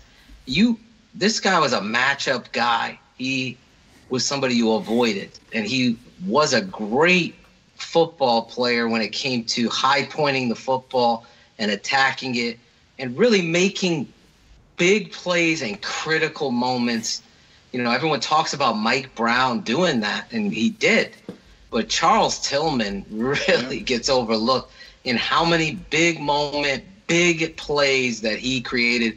Everyone, you think of that Arizona game. If it wasn't for his strip, there is no win there. And there is no Devin Hester comeback and all of that. If he doesn't strip the ball and pick that up. So the guy was tremendous, and I think Adam Rank totally missed on having him in his top 11. He is without doubt the best Bears cornerback in history, and that's based on what I've seen and what I've read of the other corners in Chicago Bears history. And now let's turn over to Bears Girl, and these aren't barflies. These are people that on ChicagoBears.com and on their Twitter site responded with some names. What do you got? Yeah, so Zach from San Antonio, Texas also agreed. I think Peanut Tillman should have been on there. And Alan from... what the heck did I go? Kennesaw, Georgia said, I would find a way to get Peanut Tillman into the group as well. There's another couple of players that people have mentioned. Barbara from Melbourne, Florida said, I would include quarterback Jim McMahon. And I think this is one that is important for us. Brian from Illinois said, Doug Buffon. Oh, I love Dougie. I think he should be on that list. You know, you guys did not get a chance to see Doug Buffon, who he allowed Dick Butkus to do a lot of the great things Butkus did. And Buffon, you know, you've heard the radio clip at the beginning of Buffon 55. He played with that same passion. He was the kind of guy you wanted on your team. He wasn't a phenomenal athlete by any means. I would recommend him at that era or shortly thereafter. Jack Ham, who I think is a Hall of Fame linebacker for the Steelers, I thought he is very comparable to Ham, and I truly believe, and I'm not being a homer here, that Doug Buffon deserves to be in the Pro Football Hall of Fame, or at the very least, his name should be in the discussion, and it never is, and it's a shame that it is. Doug Buffon was a hell of a football player. Yeah. All right, fellas. Let me get Pompey on this show. And that would be awesome. That would be awesome. I'm going to reach He's on out our for list. Dan. Because your list is so simple. Phil, real quick before we move on, when I was listening back to Bears Hour Live, you guys were talking about picking, a Chicago Bears player at their peak, that you could add to this team, and you picked Ditka, and the other one was Richard Dent. And I thought of those two guys, but some guy that didn't have the long career, but a guy that I immediately thought of at their peak was Tommy Harris. Oh, he was pre-injury. I said you add a guy like that, and I mean you guys know my DVD collection here. I said I sometimes get bored and I'll go back and watch some of these old games, and if you watch Tommy Harris pre-injury, oh my, the guy was such a dominant force. I mean, it's hard to watch him and then think that we didn't get to enjoy him, during the Super Bowl run there in 2006, and Mike Brown being out too. But he was a special talent that was really on his way to, I think, superstardom at that 3 technique that was so important in Lovie Smith's cover 2 defense. And I said, if you're talking specifically just at their peak pre-injury, I think even in this defense, I don't care. I'd take Tommy Harris, and I think he would be an absolute wrecking ball. I recall opposing players purposely going after Tommy Harris's knees because he was dominating so much. It is a shame that other fellow players derailed his career because he was headed towards greatness. It's so sad. Former Bear Mark Colombo is the one that ruined his career. He's the one. The double whammy, we call that. Yep. And he was. I mean, you talk about Warren Sapp, at his peak. Tommy Harris was headed there.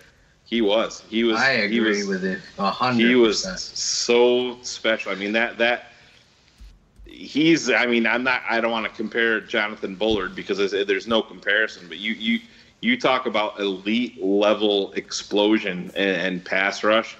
Tommy Harris was that. And if I could add him at his peak to this team, sign me up for that all day long. Phil, I got a question for you. Okay. Have you ever heard of a guy named Dixon Sider? Well, he just happens to be on the line with us. He is also known as Alec Lifshultz III, Trey Bizzy, Hercules. Oh, Hercules. Batman. Harry Timbercrank. Trey, are you there? Yeah, I'm here. What's going on? You're supposed to say, there he is. Surprise, motherfuckers. That's what they want me to say. Trey always went on a sabbatical. Yeah, where you been, Trey? Did you become a Mormon and go on? No, Trey and I have been prepping for tomorrow night. Am I right, Trey? What the hell? Yeah, I've been. I had NBA stuff going on as well during the slow time with the football. But also, I've been doing training and stuff, getting my commercial driver's license. So there's a lot of information you got to learn for that. Oh, absolutely.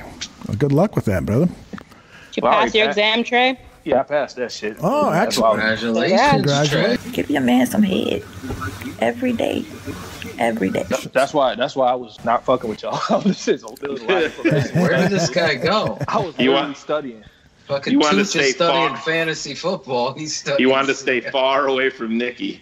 That's what he wanted to do. Dude, they don't let you. You can't do shit wrong. Like once you get CDL on your license, you can't even fucking spit out your car window. They'll fucking knock your. Yeah, my brother-in-law had to go through that. He's Reese's the same Pieces thing. Wrapper out your window. Yeah, it's over when you do that, bro. Oh man, Nikki's iPhone better not fall out again. they said that the legal drinking limit go down to 2 or something. Oh yeah, something. Trey, I had my CDL license. I did. Wow.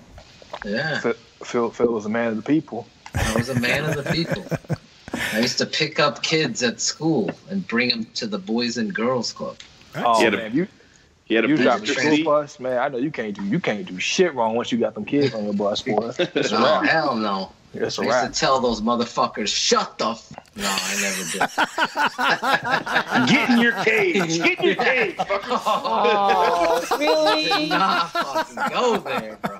Oh, wow. Come on, if you can't laugh, come on. Come on, if you can't laugh, you're not an American. That's right.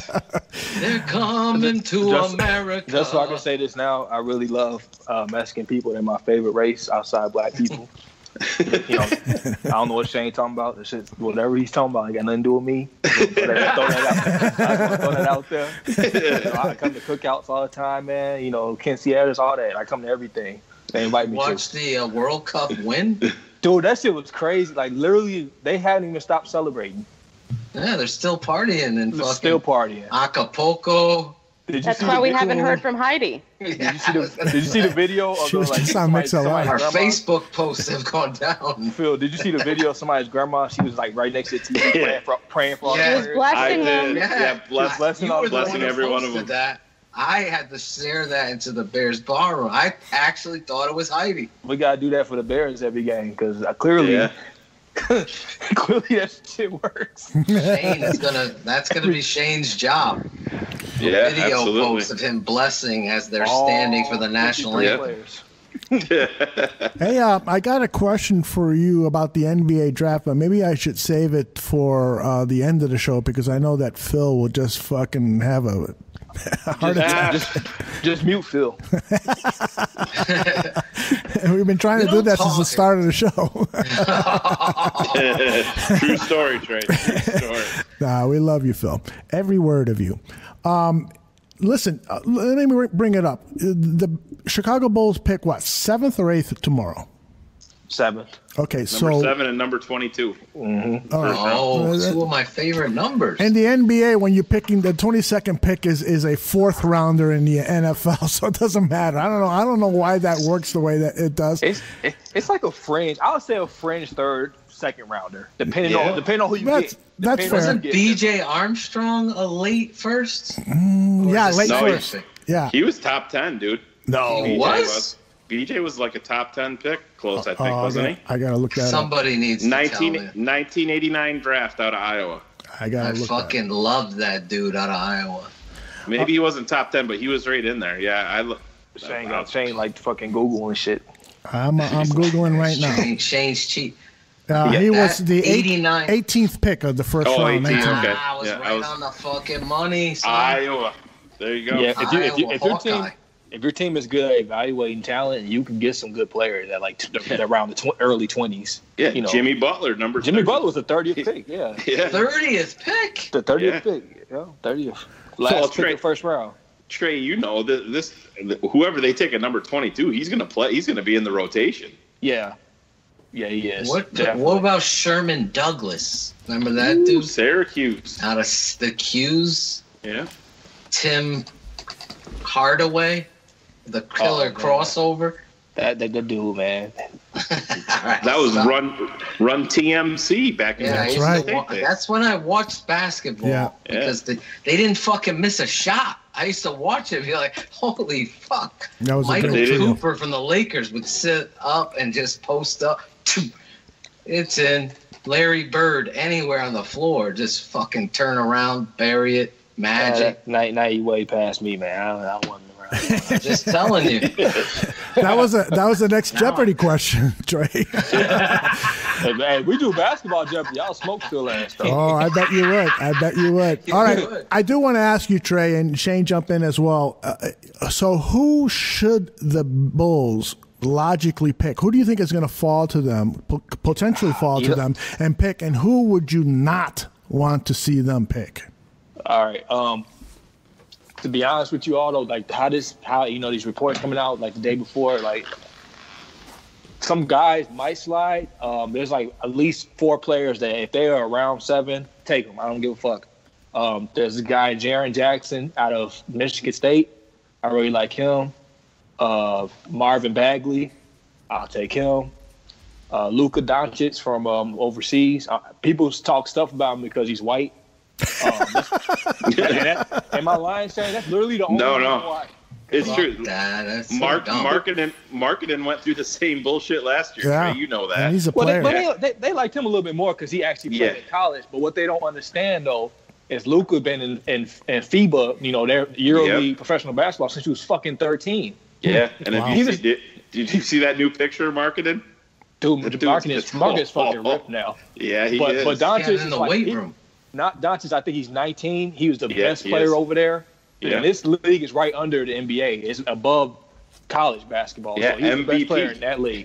MVP, I'm just here so I don't get fined. He's only 19, man. I don't know why people don't like him. You can shoot, create off the dribble. And last but not least, I don't care about the back history bullshit. Michael Porter Jr., man. Yeah. I think Michael Porter. You got to throw Trey Young in there. I mean, I think you have to. I know he's going to have his defensive liabilities, and everybody's talking about that. Yeah, but I don't know why people don't like him. I think it's because, the ESPN. Every time ESPN dick rides somebody, everybody hates him. Right, and I mean, the Bulls need a guy that can score, and he's going to give you that. In today's NBA, I'm not so concerned about the size issue too much. But if you're talking about guys that I don't want either one of the Bridges brothers at 7. Oh, hell no. And Wendell Carter just seems like a typical Bulls pick for 7. I'm not real down on the player, but it just, to me, it's a safe pick, and I want to see the Bulls, swing the bat a little bit and take a chance at a superstar, because that's how you win in the NBA. You have to have that superstar talent to win.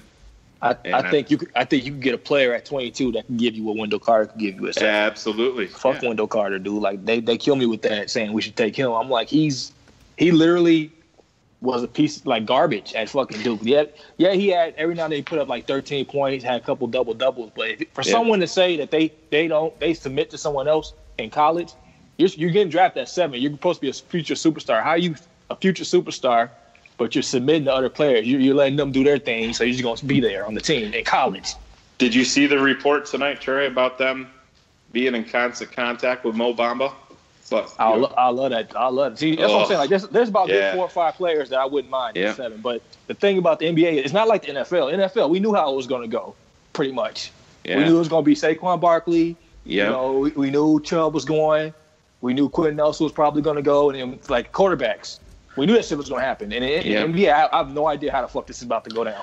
Aldo, this Mo Bamba that we're talking about, kid's got a 7'10" wingspan. Oh my God. 7'10". It's insane to watch him. I mean, he's 19 years old too, or is he still 18, Trey? He's 19. 19, and I don't know. I think the Bulls could be on the move tomorrow. Was he 7 feet tall? Ain't he 7 feet tall? 7'10" wingspan, athletic as hell. 7'10". That's sick. That's insane, like, bro. That's like he's got the best 4 name. Philatosians. He's got the best name in the draft. That's one reason why we should draft him. We interrupt this programming to bring you breaking news. Bears Barroom's 100 proof breaking news. For listeners just tuning in, welcome to Bulls Barroom Radio Network. Hogan Johns just tweeted out, "No one cares." Yes, I love her. Oh my God! Let's talk about the White Sox day game. Well done, Bears girl. But one thing I can say though, if you guys were in Chicago and we went to a White Sox game, it's the cheapest shit to go, and you get pretty fucked up there. You get pretty fucked up there. I'm not gonna lie. Is there good whiskey? And you can smuggle something in there. They have the last time I went to a Sox game, they had a Bacardi tent, and you go into that tent, and they got all sorts of different flavored Bacardis and so forth. It was a good time. Aldo, real quick before you move forward, is your mixer working? Because your sound quality, as far as the host, has always been deliciously crisp and clear, but tonight you sound like you're distant. Really? Are you hearing that too, Shane? Yeah, he doesn't sound as clear, as like silky smooth as he does. Yeah, he before. Always. You can always hear the verbiage in each and the pitch in each word. On my end, you sound so like me, Shane. You know, like you sound like a 60-year-old man tonight. Shit, that's not till September. I am typing a letter to the Skype people right now. You motherfuckers. All right, so let's move on. You just sent that letter to me. Yeah. Oops. Take a letter, Bears girl. Sit on my lap and take a letter. A lot of swear words. Listen, Trey, our sound effects is not working, or nothing's working really, and so we want you to just jump into. Hell, I'm surprised I'm working. We had some damn budget cuts. Aldo keeps adding on hiatus. Aldo, if you use dudes keep coming in. I had no time to cut my beard and grow it back by the time I got back on the show. There you go. Aldo, if you use the coupon code Locked On, you can get Blue Chew. That'll get everything working for you. Jesus. Jonathan Bullard needs to step it up in 2018. Now, if you need to step it up in 2018, you might want to check out our friends at BlueChew.com. Blue Chew can give you that extra confidence and really increase your performance when it comes to the intimate times with your special someone. Blue Chew Locked On Bears Barroom. Well, what package should Aldo buy, Shane? I don't know. You tell me. I don't know. The suplex edition. Yeah. Now our podcast is going to sound like a regular ass podcast now. The ones that we don't like listening to. Yeah, really. No, Back to football. We like Locked On Bears. Two or three fucking middle-aged guys that don't get pussy sitting there monologuing the whole damn thing. Damn. Well, Trubisky, he looks good in camp, and who the fuck want to listen to that for 3 hours? Oh man, excellent. I'd rather get shot than do listen to that shit. But anyway, I'm sorry, man. No, go for it, brother. I feel like with Rich Campbell and what's his name? Dan Pompey. What's the guy's name? Wiederer. Dan Wiederer. Yeah, fucking the motherfuckers, man. I'm just laughing because I'm like picturing it. Well, the Bears suck. I mean, everything they've done sucks. So why wouldn't it suck again? Sucking is what they do. Wait. We can't put too much stock on what we saw at at minicamp because they're just out there without pads on. We don't want to put much stock in how much they spent because, they haven't spent that much before, but they also haven't spent. So, therefore, according to sources, it's like, you can't win.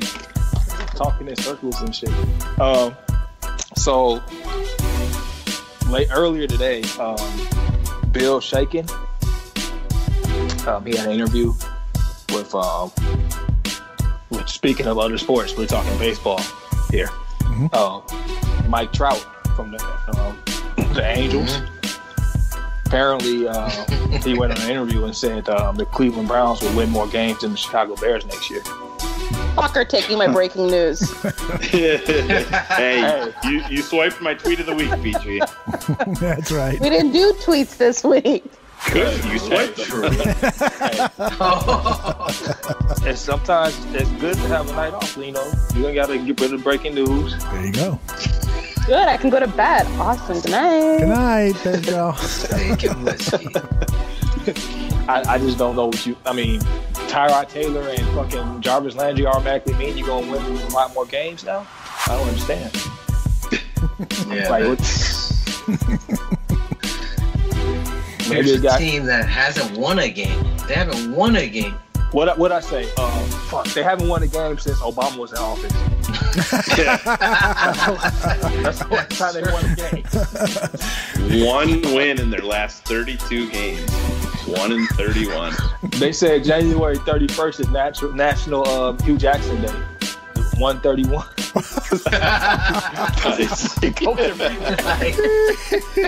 Nice.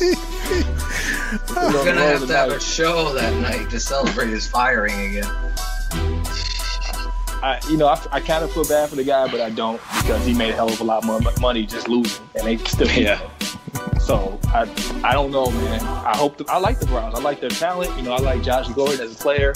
I like Mayfield, but come on, man. How you gonna go and say a team that hasn't won a game since President Obama was in office is gonna automatically have a fucking better record than us? We got national analysts out there saying that the Bears are going to finish with less wins this year than in 2017. People saying that. It's just fucking lunacy. I've told people, I'm not a gambler, but I want you to win money. What is the line in Vegas now? 6 wins? That's 6.5. Easy money. Yeah, I think it's 6.5. That's easy money. That kind of is easy money, dude. That's easy money for you right now. Get in there, make your bet, and send me a freaking cut when you win. Imagine the guy that bet the Eagles are going to win the Super Bowl last year. Oh, Shane knows him. He has to hear about him every day. Don't remind me. Mike Trout's an Eagles fan too, so nobody ever said he was too smart. But yeah, if you would have told me that the Eagles are going to win the Super Bowl last year and the Jaguars are going to go to the AFC Championship game last year, I would have told you that you need to fucking get drug tested because what the fuck, dude? Like that turnaround was quick, wasn't it? Yeah. That's why I like the NFL, man. NFL is the best fucking sport because we're not going to predict what's going to happen in the summer like we did with the NBA. We know exactly what's going to happen in the NBA. We had no idea that the Eagles were going to win the Super Bowl. I had no idea at all. good point. That's why I love. That's why you gotta love football, man. Football is number one, and the unpredictability makes it great. The chance for a turnaround is like a drug for people. That's why when people go so hard for their teams every year, because they know a couple players go into the right spots, a couple balls, go in the right direction, and you win some games. Mm-hmm. We won like what year was that when we had Robbie Gold last? Was that 2015? Mm-hmm. It was 2 or 3 games. He missed field goals that if we would have won, we'd had a way different record. Yeah, he would have went to the playoffs that year. Yeah, he was released for a reason that year. Yes, nobody talks about it, but yeah. We know why they don't talk about Shane, because he came here and hit 5 field goals last year. Yeah. The Jimmy Garoppolo Bowl. Yeah. Jimmy didn't throw 1 touchdown, but all of a sudden he's a better quarterback than Mitch Trubisky already. Yeah. He's Brian Hoyer with hair. He gets to the fucking red zone, doesn't score a touchdown. Pat Mahomes is better than Mitch Trubisky all of a sudden. He's played 1 game. Because he could throw 70 yards on his knee. That's why. You know what? To your point, Trey, in the history of the NFL, I think it's consistently done in regards to every year a team that has been last place has then turned around the next year and won the division. I think it's been every year for the last 15 years in the NFC, and it's happened almost the last 8, I believe, in the AFC. So to your point, in a league of parity, in a sport that is a team sport where there's no tanking and there's no setup to get a better lottery pick and all the other bullshit, that league that you guys talked about. Me and Bears Girl all fell asleep for a quick second. Baseball? It's the greatest game in the world, because any given Sunday, just like the movie, it's the truth. And when you get great aggressive coaching with great game planning and strategy and knowing your roster, John Fox struck me as a guy that didn't know who the 3rd string nickel was, and that is a problem as the head coach. So to me, I could tell you every guy on the team, where they went to college, what number they wear, and he can't, and he's the head coach, then coaching isn't important to you. Winning isn't important to you. The Nagy coming in here, the whole energy here, so much different, and I totally agree. To think that the Bears are going to get worse with a better coach and better personnel, to me, it would take an epidemic, and I knock on woods, of injuries to allow that to happen. Yeah, that one guy tweeted out that the Bears were going to finish with 4 wins this year, and his reasoning was because the defense needed to gel. You mean the same defense from last year? Yeah, their top 10 defense needs to gel. With their returning veteran defensive coordinator, their defense needs to gel. What, and 9 of the 11 starters returning? Yeah, and adding one of the best defensive players in the entire draft. They're going to get worse. They need time to gel. Please tell me you guys saw, I haven't been on in like a week or two, but it was an episode of NFL Live, and they had fucking John Fox on there talking about the Bears offense. Yeah. Please tell me you saw that shit, dude. That shit. Oh, yeah. I needed to get resuscitated in my house because I was laughing so fucking hard, dude. You got this dry voice motherfucker. He gets on there. Well, for the Bears to be good, they're going to have to rely on Trubisky's arm. He's going to have to really, he's going to have to really know how to open up the offense. He was there last year. And I'm like, dude, you are literally the last person I want to hear talk about the Bears offense. Exactly. Literally the last. They could have picked anyone else. They could have picked somebody from the Packers organization to talk about it, and I'd rather hear them talk about it than fucking John Fox. I don't want to hear him talk about offense. Come on, ESPN. That's why your fucking ratings are going down. That's why they fucking fired 250 employees last year. that would help as well. Hey, why ESPN or any other broadcast network would hire John Fox to provide commentary is beyond me. First of all, the guy has a terrible voice, right? Yeah. I mean, secondly, the guy has consistently been a poor interview. Yeah. Always has nothing to say, is not forthright about anything. I mean, Did they do a screen test with this guy, and then all of a sudden they said, wow, he's really becoming honest and authentic, because we've never seen that before.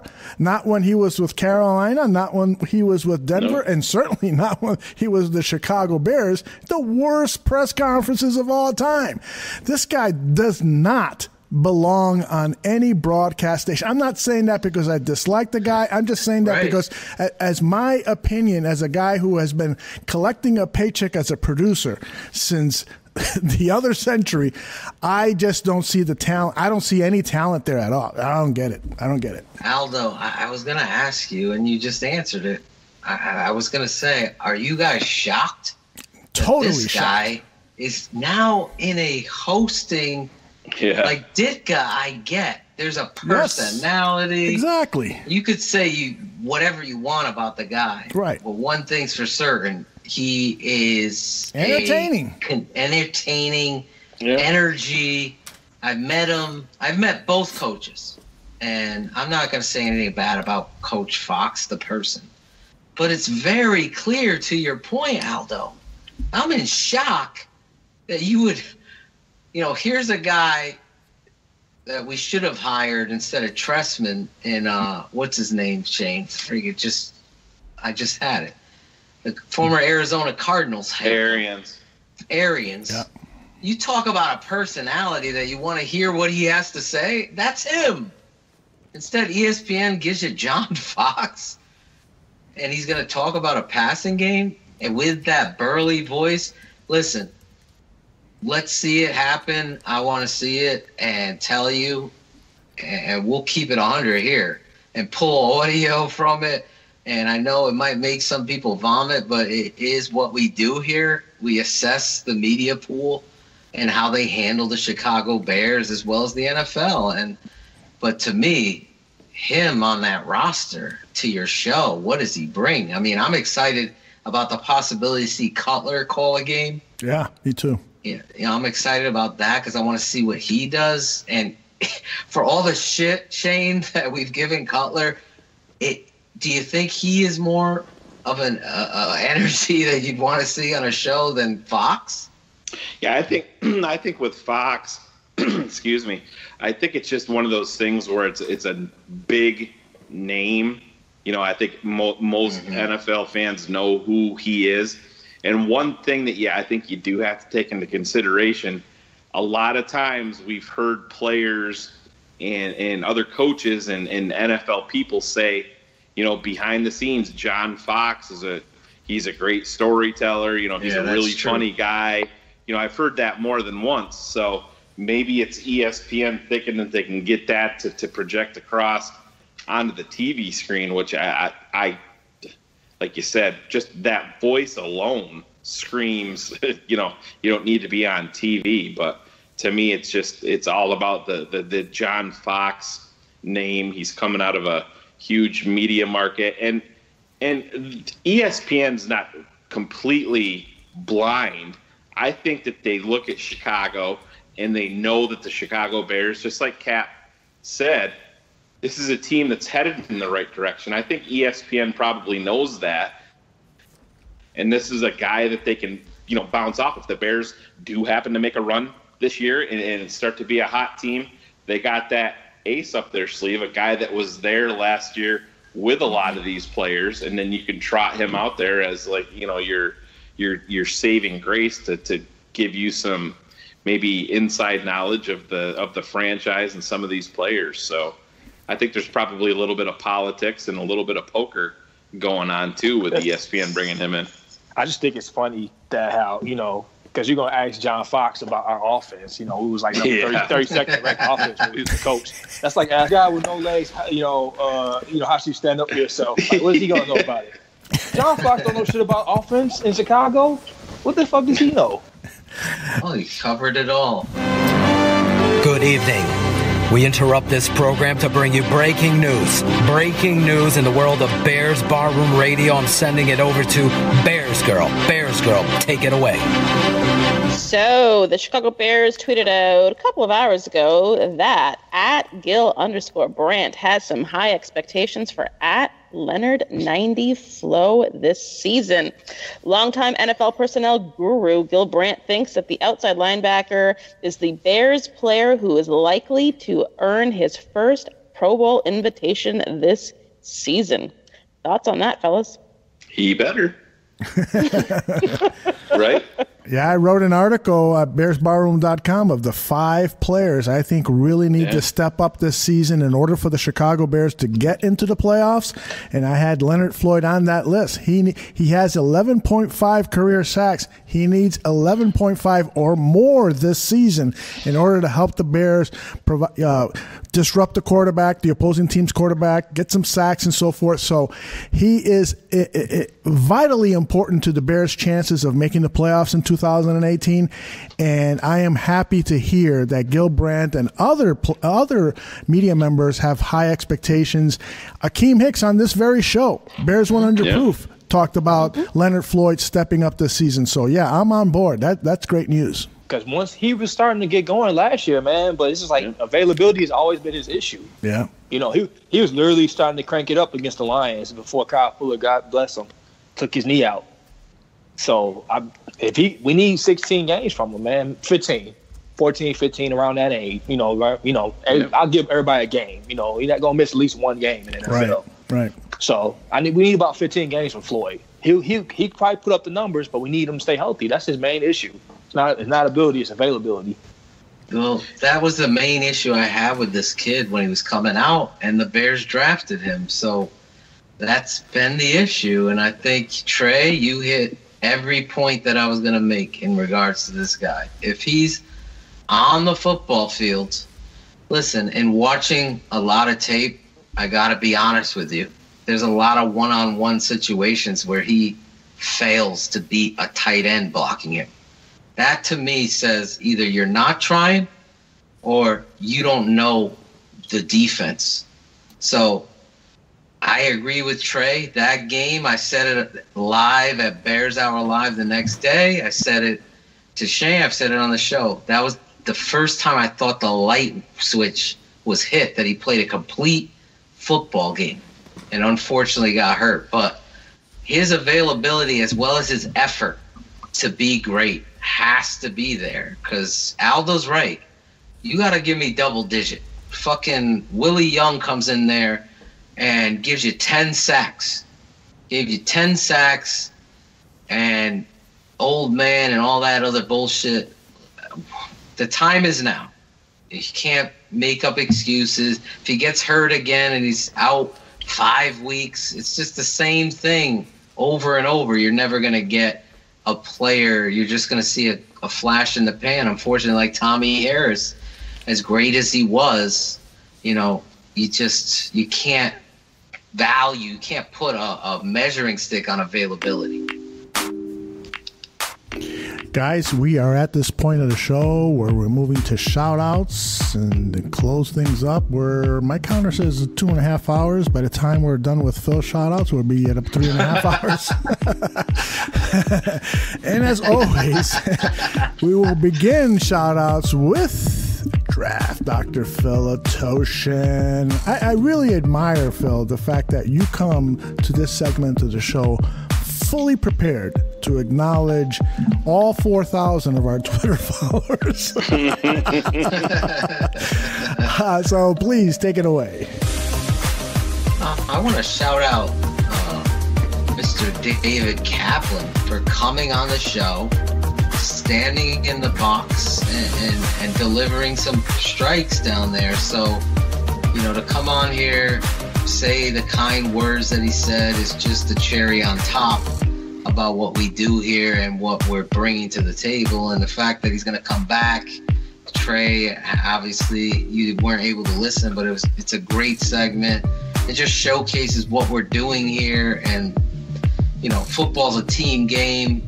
BG lining him up, Aldo and Shane, making this whole thing happen, and all you barflies deserve a lot of props for being ambassadors and putting the buttons out there, pushing guests to come on your favorite Bears podcast.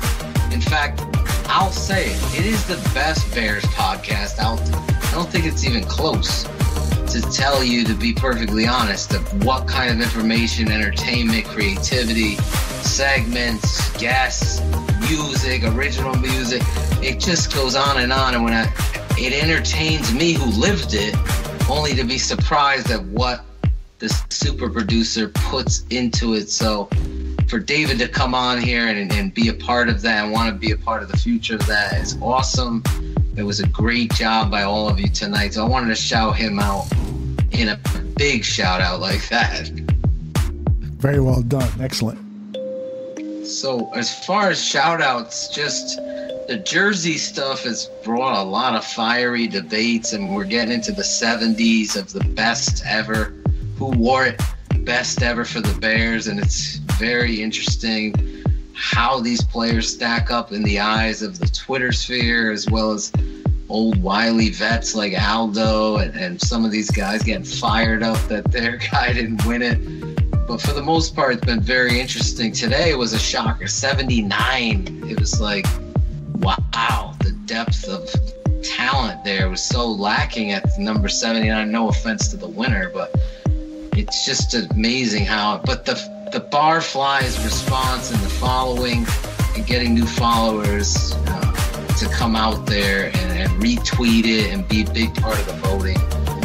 We got to shout them out. Bobby Phelan, Badge, Kodu, Sandy Tom, Josette, Wanda Weedman, the Pope, you guys, Kieran, Zeke, James Ford in Canada. You guys go out of your way to make it a part of your day, not only the shows, but to be involved and interact with us. So I wanted to shout you out and appreciate the kind words. Gaines Report, you guys make this show and the time that we put into it worth every minute of it. And I get something in return in regards to the laughs that I have with a group of people that I consider my second family. So little Nicky Kurtz, I shout you out too, buddy. I just appreciate you all for what you do. And one last one now, though, as you know, I always get one more.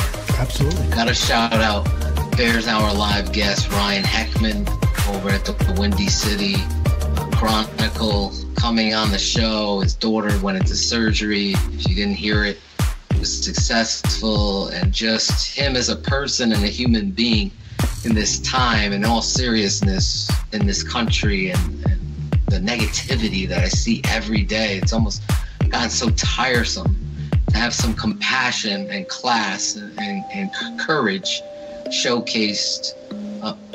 The ability to love and appreciate and praise and be gracious. Those qualities are lacking in a lot of human beings. And I try to bring that to the show. I'm usually the guy that gets goofed on the most, and I'll take it and love it and laugh at myself. And with that kind of passion, I just couldn't believe him coming on the show with that kind of weight on his mind. And for him to do that and then be so gracious to this great Bears Barroom Radio Network the way he was, just I shout you and your wife out, Ryan, for all that you do. Very nicely done, Draft Dr. Phil. Trey, what you got? I was going to give a shout out to Ryan as well, man. He's a pretty cool guy, but Phil broke it down, so there's no point in me going that direction. Even when he gets upset, he always he ain't gonna take nobody. He take one person, man. He always do. Like, God damn it. So I'm gonna come out of nowhere. This is from shout out from Dark. I want to give a shout out to Kevin White, the Bears wide receiver, because that guy has to be the most resilient athlete that I've ever seen play any sport. Yeah, he just doesn't quit. He doesn't quit. You go on his Instagram, you see videos. He's always, everybody else is out on bowls and drinking, enjoying off time. This guy's just working. He's getting trained. He's in a special training facility. The guy doesn't stop. He wants to play. He wants to be great. He wants to be healthy. You gotta give a guy a shout out because I'm into fitness myself. That shit's hard, man. That hard. I mean, you get an injury, you get hit. For him to just keep trying and keep coming back, man, that's just really, that's something that you can admire in somebody. So that's the only one I got today. That's a great one too. I saw that video that you posted, Trey, of his workouts.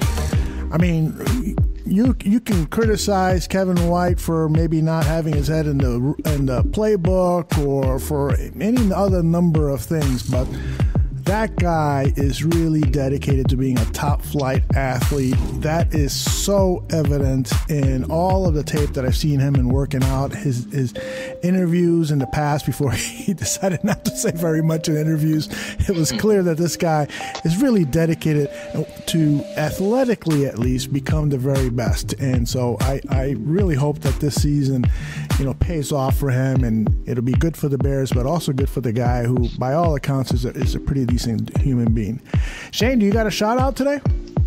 Yeah, I mean, just to echo the sentiments of Phil and Ryan Heckman and his family and his daughter. Everybody out there, most of us have kids, and sometimes you're going through awful situations like that. I mean, mine was nowhere near as serious with my son last year being in the hospital for a few days, but it's definitely a quick dose of reality.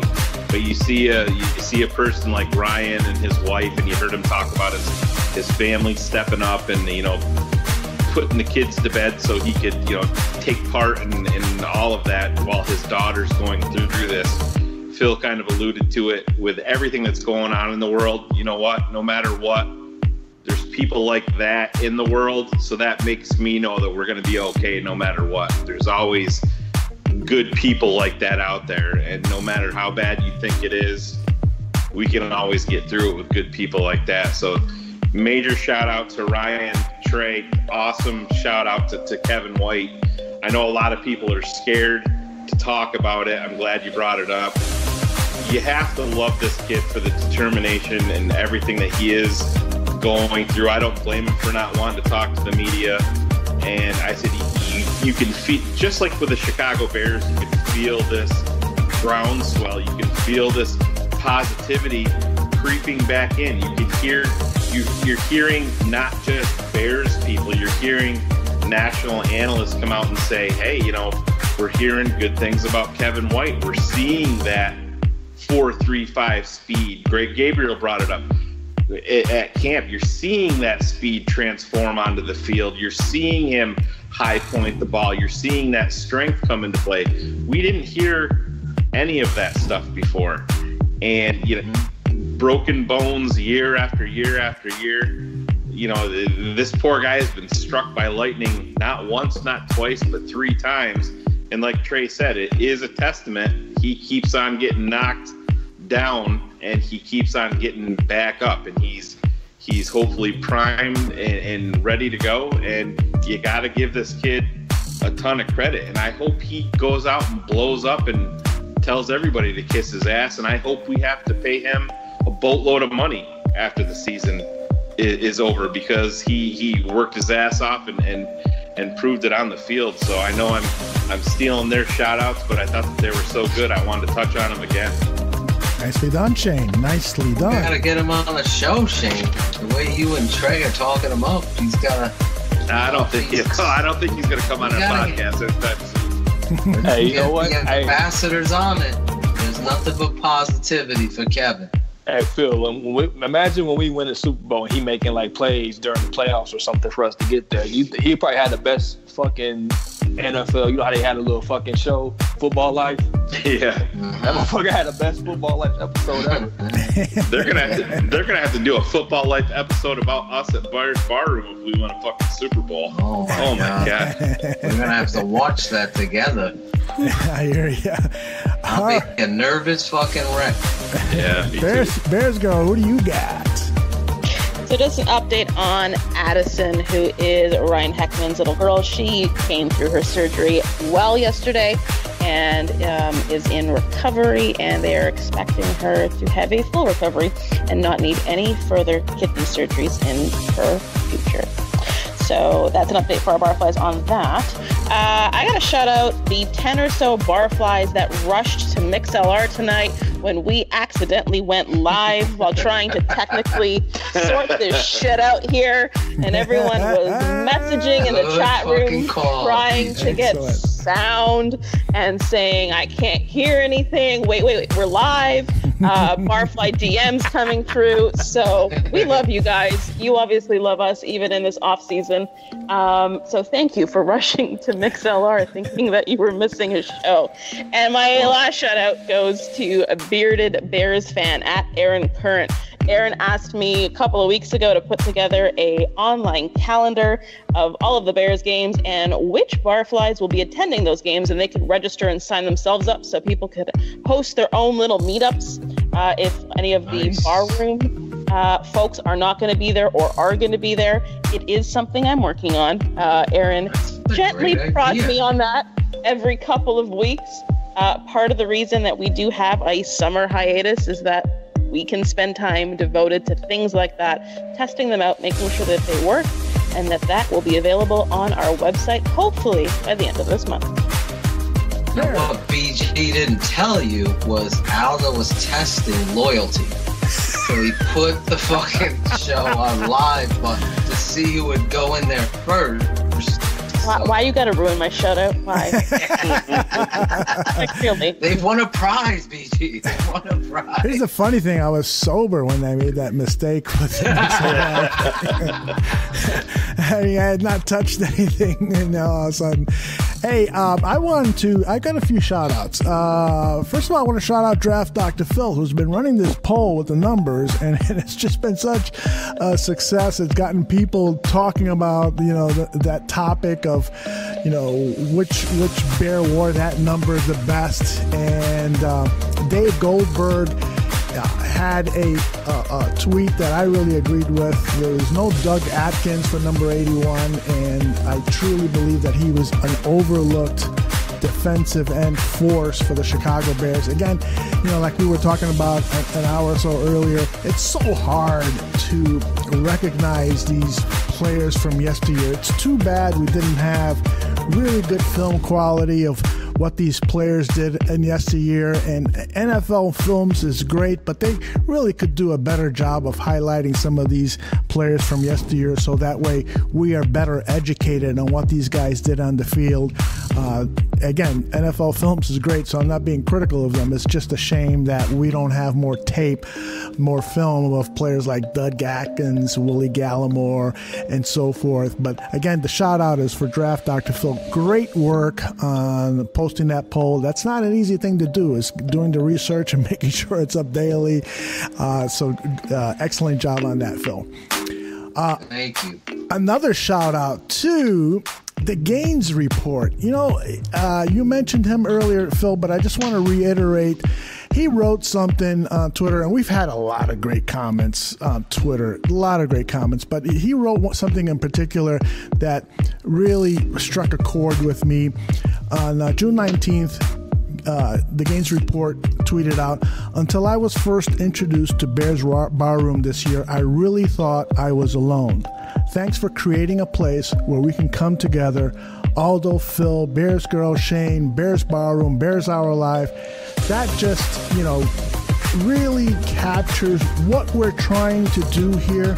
We're all diehard football fans. If you're listening to a Bears podcast on June 20th or the middle of June, early July, then you are like us. We bleed the same kind of blood. I'm not going to use the cliche Bears blood or whatever, but we bleed a certain love for this team, for this franchise, and we want to hear people talk about it, even if it's stuff that's been said before, even if it's just bullshit games like Jeopardy and stuff, even if it's just psychobabble like I'm doing now. It's just what we love to do when we have some downtime and we want to listen to something. We'd much rather hear Bears talk than listen or watch a soccer game. I'm sorry, I'm not going to do it. I'm not going to watch any of this World Cup stuff. I'd much rather listen to one of our Bears 100 Proof shows or Bears Hour Live shows for the 13th time and So thank you very much, Gaines Report, for that tweet. Let's see. I have another one here. Hey, Aldo, real quick before you move on, that was my tweet of the week before you fucked up our audio and didn't let me do it. So. True story, by the way. Well, see, the great minds think alike, man. Yeah. That is great. I'm glad. So your tweet reward is in the mail. Gaines Report. And I'm sorry, I've lost some of the other ones that I had here, but I know that Barrelissimo is a special guy that I wanted to shout out. He's been teaming with John Santucci to write these articles. He's taken such an interest in helping BearsBarroom.com, the written part of it, by investing so much of his own personal time to write these well-researched articles. This last article on Anthony Miller really is a must-read, because it's like these two guys are talking on a podcast. They're going back and forth and sharing thoughts, well-researched thoughts on Miller. It's definitely worth your time. It's one of those things that is going to take you a really long shit in the toilet to read if you're like me and always take something into the bathroom. But it's just really, really well done.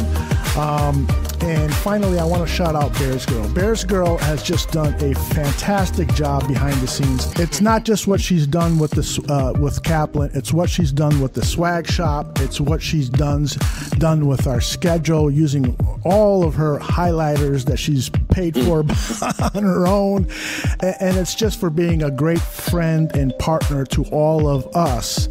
We really, really appreciate you, Bears Go, and I don't know how you put up with us, because we can be kind of stupid sometimes, stupid jokes, stupid comments, and yet you're a true trooper. You keep fending them off, and we love you, and the biggest shout out of the night goes to you, Bears Go.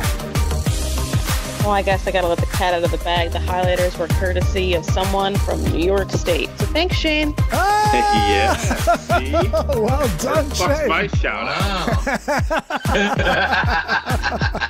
Yeah, I don't know what the fuck. Hey, you don't like soccer? You're fucking Puerto Rican. How you don't not like soccer? Well, see, that's a great myth. We don't play soccer in Puerto Rico. We play basketball. Basketball is the game. Baseball. What the fuck? Baseball and basketball. Baseball. Baseball number one by football. far. Yeah. Baseball number one by far. Basketball, tons of basketball. In fact, we had a pretty decent team a couple of Olympics ago. But soccer, I've been to the island numerous times and never seen anybody kick a soccer ball. That's right. You guys had JJ Barrera. I remember that guy. Yeah, that's right. That's right. Aldo's mom could dunk.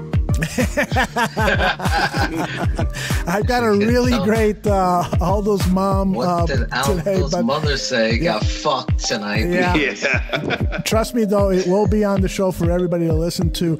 And I want to close the show by letting everybody know that if you drink, please do not drive. I am not driving tonight. And always bear down. Free Nicky Curse. It's going to be the best 100 proof. We don't know half of the content that's going in. This is a lot of pressure on Aldo. I'm saying to Steph, I'm mute. Hey, and we're all fucking awesome because David Kaplan said so. That's right. That's right. That's going to be Shane's new ringtone. That's right. I'm going to record it. Trey, you get credit for having Kaplan on, too. You were one of the many people who encouraged him to come on, right? Trey didn't even fucking get a shout. I want to shout out Trey Bizzy. I don't want to shout out, man. After we stop recording. He wants money. Still recording. Dick's Insider. It never stops. I'm always Dick's Insider. You're absolutely. Dick's Insider last night. You gotta explain what this is about. This Dick's Insider. What happened? Think about it. Think about it. It's Dick's inside her. Dick's inside her. What happened? Dick's inside her. What happened? What happened to Barry McCocken? So funny. So a long time ago, before I started coming on the show, before I was even like with the Barroom, I remember Shane gave me a shout out, and I had Barry McCockman as my name on there. Fucking said that shit. That shit was funny as hell, man. Yeah, I do remember that now. He's like, I'm gonna give a shout out. That's when you called someone a cunt. Your boy, the draft scout, NFL draft scout, Matt Miller. Yep. Yeah, that was the on best. AWOL. Where's he been? I know. Dude, that shit was funny as hell, man. Yeah. Fucking Akeem Hicks was killing that Falcons game. Yeah. He's like, why would we give him an extension?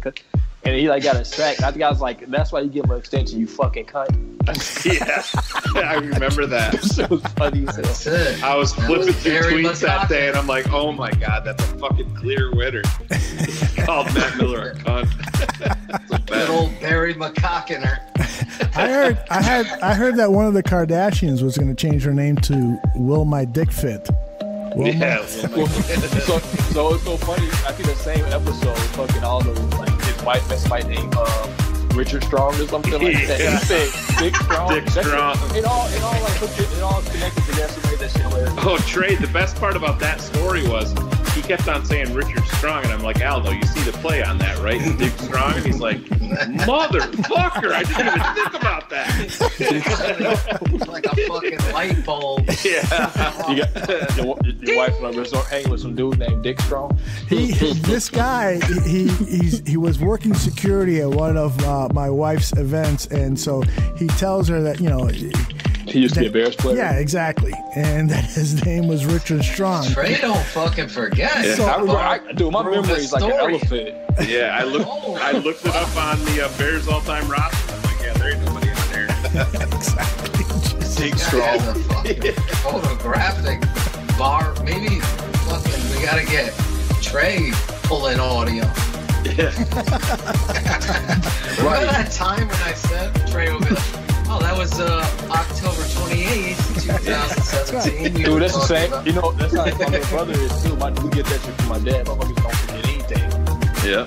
We like, it was a sunny day in October 1990. I'm like, what the fuck? I get to be remembering shit like that. Motherfuckers don't need cameras for memory. They just use their head. All right, fellas, I am going to pull the plug on this because I've got a long night ahead to make radio history. Yeah, Aldo, good luck. I hope you take this little package and take care of it. Trust me, this is going to be one of the best shows of the month.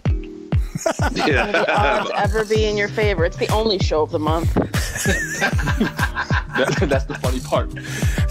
Oh, there's another one, right? Thomas Jones next week? Oh, yeah. Yes, next week. That's right. Thomas Jones. That was funny as hell. Fucking Olin Kroops tweeted out, people like to say somebody's a football guy. He's like, what the hell does a football guy look like? And I tweeted him a picture of himself flicking off the... nice. I was like, this is a football guy right here. He fucking retweeted it, and they started having a conversation on my message. That's awesome. That was your shot, Trey. You should have been... So, Olin, this guy, the smartest man, thinks you're a top 11 all time. You need to come on the show and talk about it. Fucking Trey's got over 4,000 followers, man. What's up with that? Since he's a football guy and everything, talking about what's a football guy look like. We gotta get Olin on the show and Kevin White. Oh. Kevin White, man, that's gonna be a hard one to get to. Imagine Kevin White on the show just opening up. Wow. If anybody could do it, Phil, you could. You can get him to open up. I can get him to cry. I'm gonna fucking do it, man. Honestly, the way Shane and Trey were talking about him, I'm fucking excited for this guy. He was the one guy I'm watching. Dude, like the guy has no quit. He has no quit in him at all. This is like a fucking Rocky movie.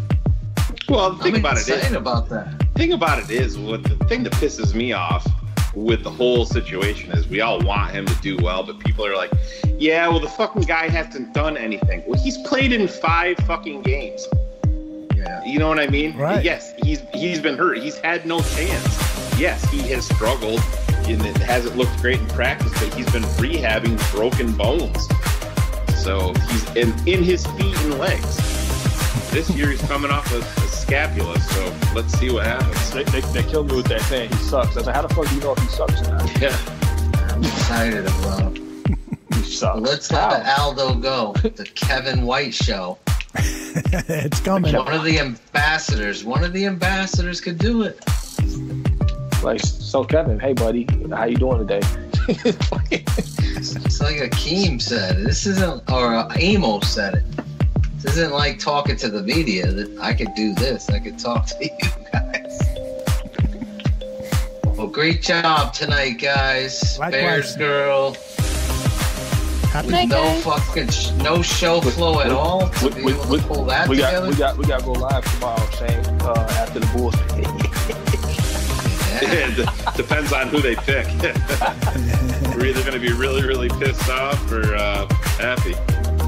Tell you what, after listening to you two, I might fucking watch it. We're gonna convert Phil to being a Bulls fan. Might as well. Oh, yeah. All right. I just hope they pick the guy with the cool name, Mamba. Yeah, Mobamba. They're gonna have to trade up. Pick the white guy. Pick the white guy. I don't think he's dropping the 7. Your boy might be coming back. Who's that? Breadman. No. Dude, we have breaking news. We have you ain't see that? Big breaking news. Jeff Triplett is joining ESPN broadcast. Are you serious? Monday Night Football? Jeff fucking Triplett is going to be on Monday Night Football, guys, as their ref guy. He's going to get those calls wrong, too. Oh, that's gonna be fun. My God. He's like the fucking... whenever I hear he's reffing, I'm like, we in for a long day. We in for a long day. Oh, exactly. I'm like, fucking A, this mother... Oh. He refs that Monday night game, Trubisky, Monday night against the Vikings, his first start. I was watching that shit with my mom. I was like, oh, shit. When they started naming the refs, she was like, what's that mean? I said, you'll see. Yeah. Fucking 2 holds. Jordan Howard broke a fucking 52-yard run for a touchdown. And they took that shit. Holding. Wasn't it on like Bellamy or fucking? Yeah, it was on fucking the receiver, Wright or Bellamy. It was the Bulls. No, it was Wheaton. It was Wheaton. Fucking Wheaton. Oh my God! It was nowhere near the play. It was oh man. Fucker signed in Philly. Watch him blow up this year. But that's not one of the things I was talking about. Like, one play goes wrong in the game can change the whole fucking dynamic of the game. Yeah, you don't gotta tell me. Oh yeah, go ahead. I mean, we got Aldo trying to go this way. All right, hey Aldo. All right. Love you guys. You guys can stay on and talk. I'm just not. Later, guys. Take care, guys. All right, brothers. All right. Bye. Bye, BG. Baloney pony.